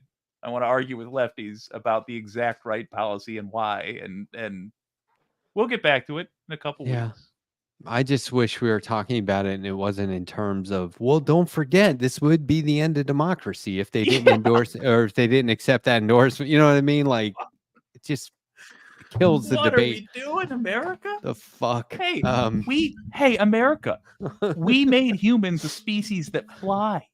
We went to the mothering moon. We split an atom and blew up a city. We shouldn't have. I feel bad about that, but we did it. Let's get ambitious again, America. Come on. I think the funniest part of that is they thought that was going to end war. Talk about naive. A bunch of smart guys, very naive. Okay, I'll tell you another thing we're doing. you, myself, and probably Andrea will be on Annie Fitzgerald's Twitch stream this Friday. Oh yeah. At it starts at I guess 9 p.m. Eastern, 6 p.m. Pacific. We are jumping on there at 10 p.m. Eastern, 7 p.m. Pacific. God, that 3 hours just really throws me. But anyway, let's just stick to East Coast. We'll be on there at 10 p.m. East Coast, the three of us. I'm not sure Sandy can make it because she does a show on Fridays, but we'll be there. And I encourage everyone watching now and everyone who's watching this later, because I know you will. There'll be new people watching over the next 48 hours. Come hang out with us Friday night. It's going to be a good time. Or look, if it wasn't a good time, I wouldn't be there. Okay. It's going to be a good time. Trust me. We're going to have fun. We're going to talk about stuff, politics and whatnot all over again. But we're also going to show Annie's support as a candidate in Washington District 38. I have pinned in my chat the address, the name of the Twitch account channel, I guess. I'm trying to figure it out. It's late. Forgive me. Here's all of Annie's Cash App and Act Blue stuff. She posted an article that she was featured in, a local article on my Discord today. Everyone check that out if you're on the Discord. And we'll see you Friday. Jake, what do you got going on? You want to promote anything? Yeah, well, first of all, I'm going to pop Annie's... there we go. I am also pinning Annie Fitzgerald's thing. Yeah, I'm doing speed debate. I think it's going to be useful. Also, it's something I can do late at night. It's getting better and better. It's the show where we build the show. And the goal is to understand each other when we debate. Apart from that, I'm just doing some light terrorism with a group of freedom fighters. And no, I'm kidding. No, usual. What you can do. What can you do? Get everybody signed up to vote and go vote. Go vote now if you can. Yes, and I will be off the rest of the week except for Annie's live stream on Friday night at 10 p.m. Eastern, and I will return Monday night right here at the Letterhack at 9 p.m. Eastern with my special guest and creative collaborator, Harvey J.K. So that's going to be a good one. We're going to be talking about comics, which is, I got to tell you, Jake, I have got Harvey hooked on making comics. It's like, when are we going to make more comics? Can we meet this week and make more? It's just like nonstop. And I'm like, okay, on the one hand, I might not have the bandwidth. On the other hand, I got this guy, right? Like, I got this guy. So anyway, we are going to be talking about that. And probably, state of affairs and elections and how we can make America radical again, because our forefathers were radical. And, it's like I always say, and you've probably heard me say this before, I'm a child of the 80s, Jake. That makes me totally fucking radical.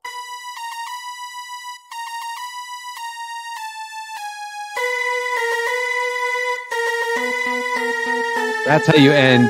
That's a mic drop without dropping the mic. Yeah. Mike is on the floor. It's so far away.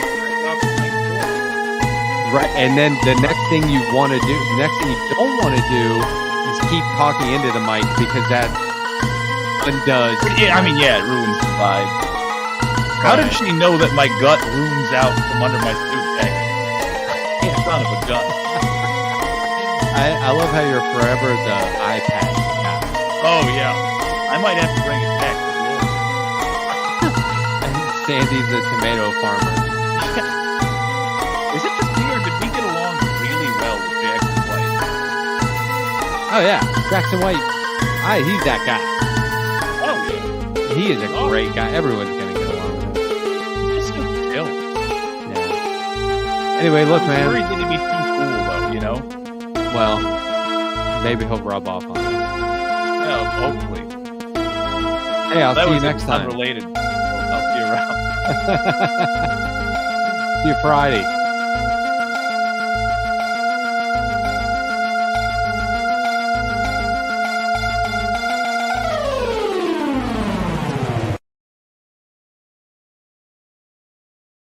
Yeah, all by myself. No pukesters helping me to the left, and no pukesters helping me to the right. Didn't need 'em then, don't need 'em now.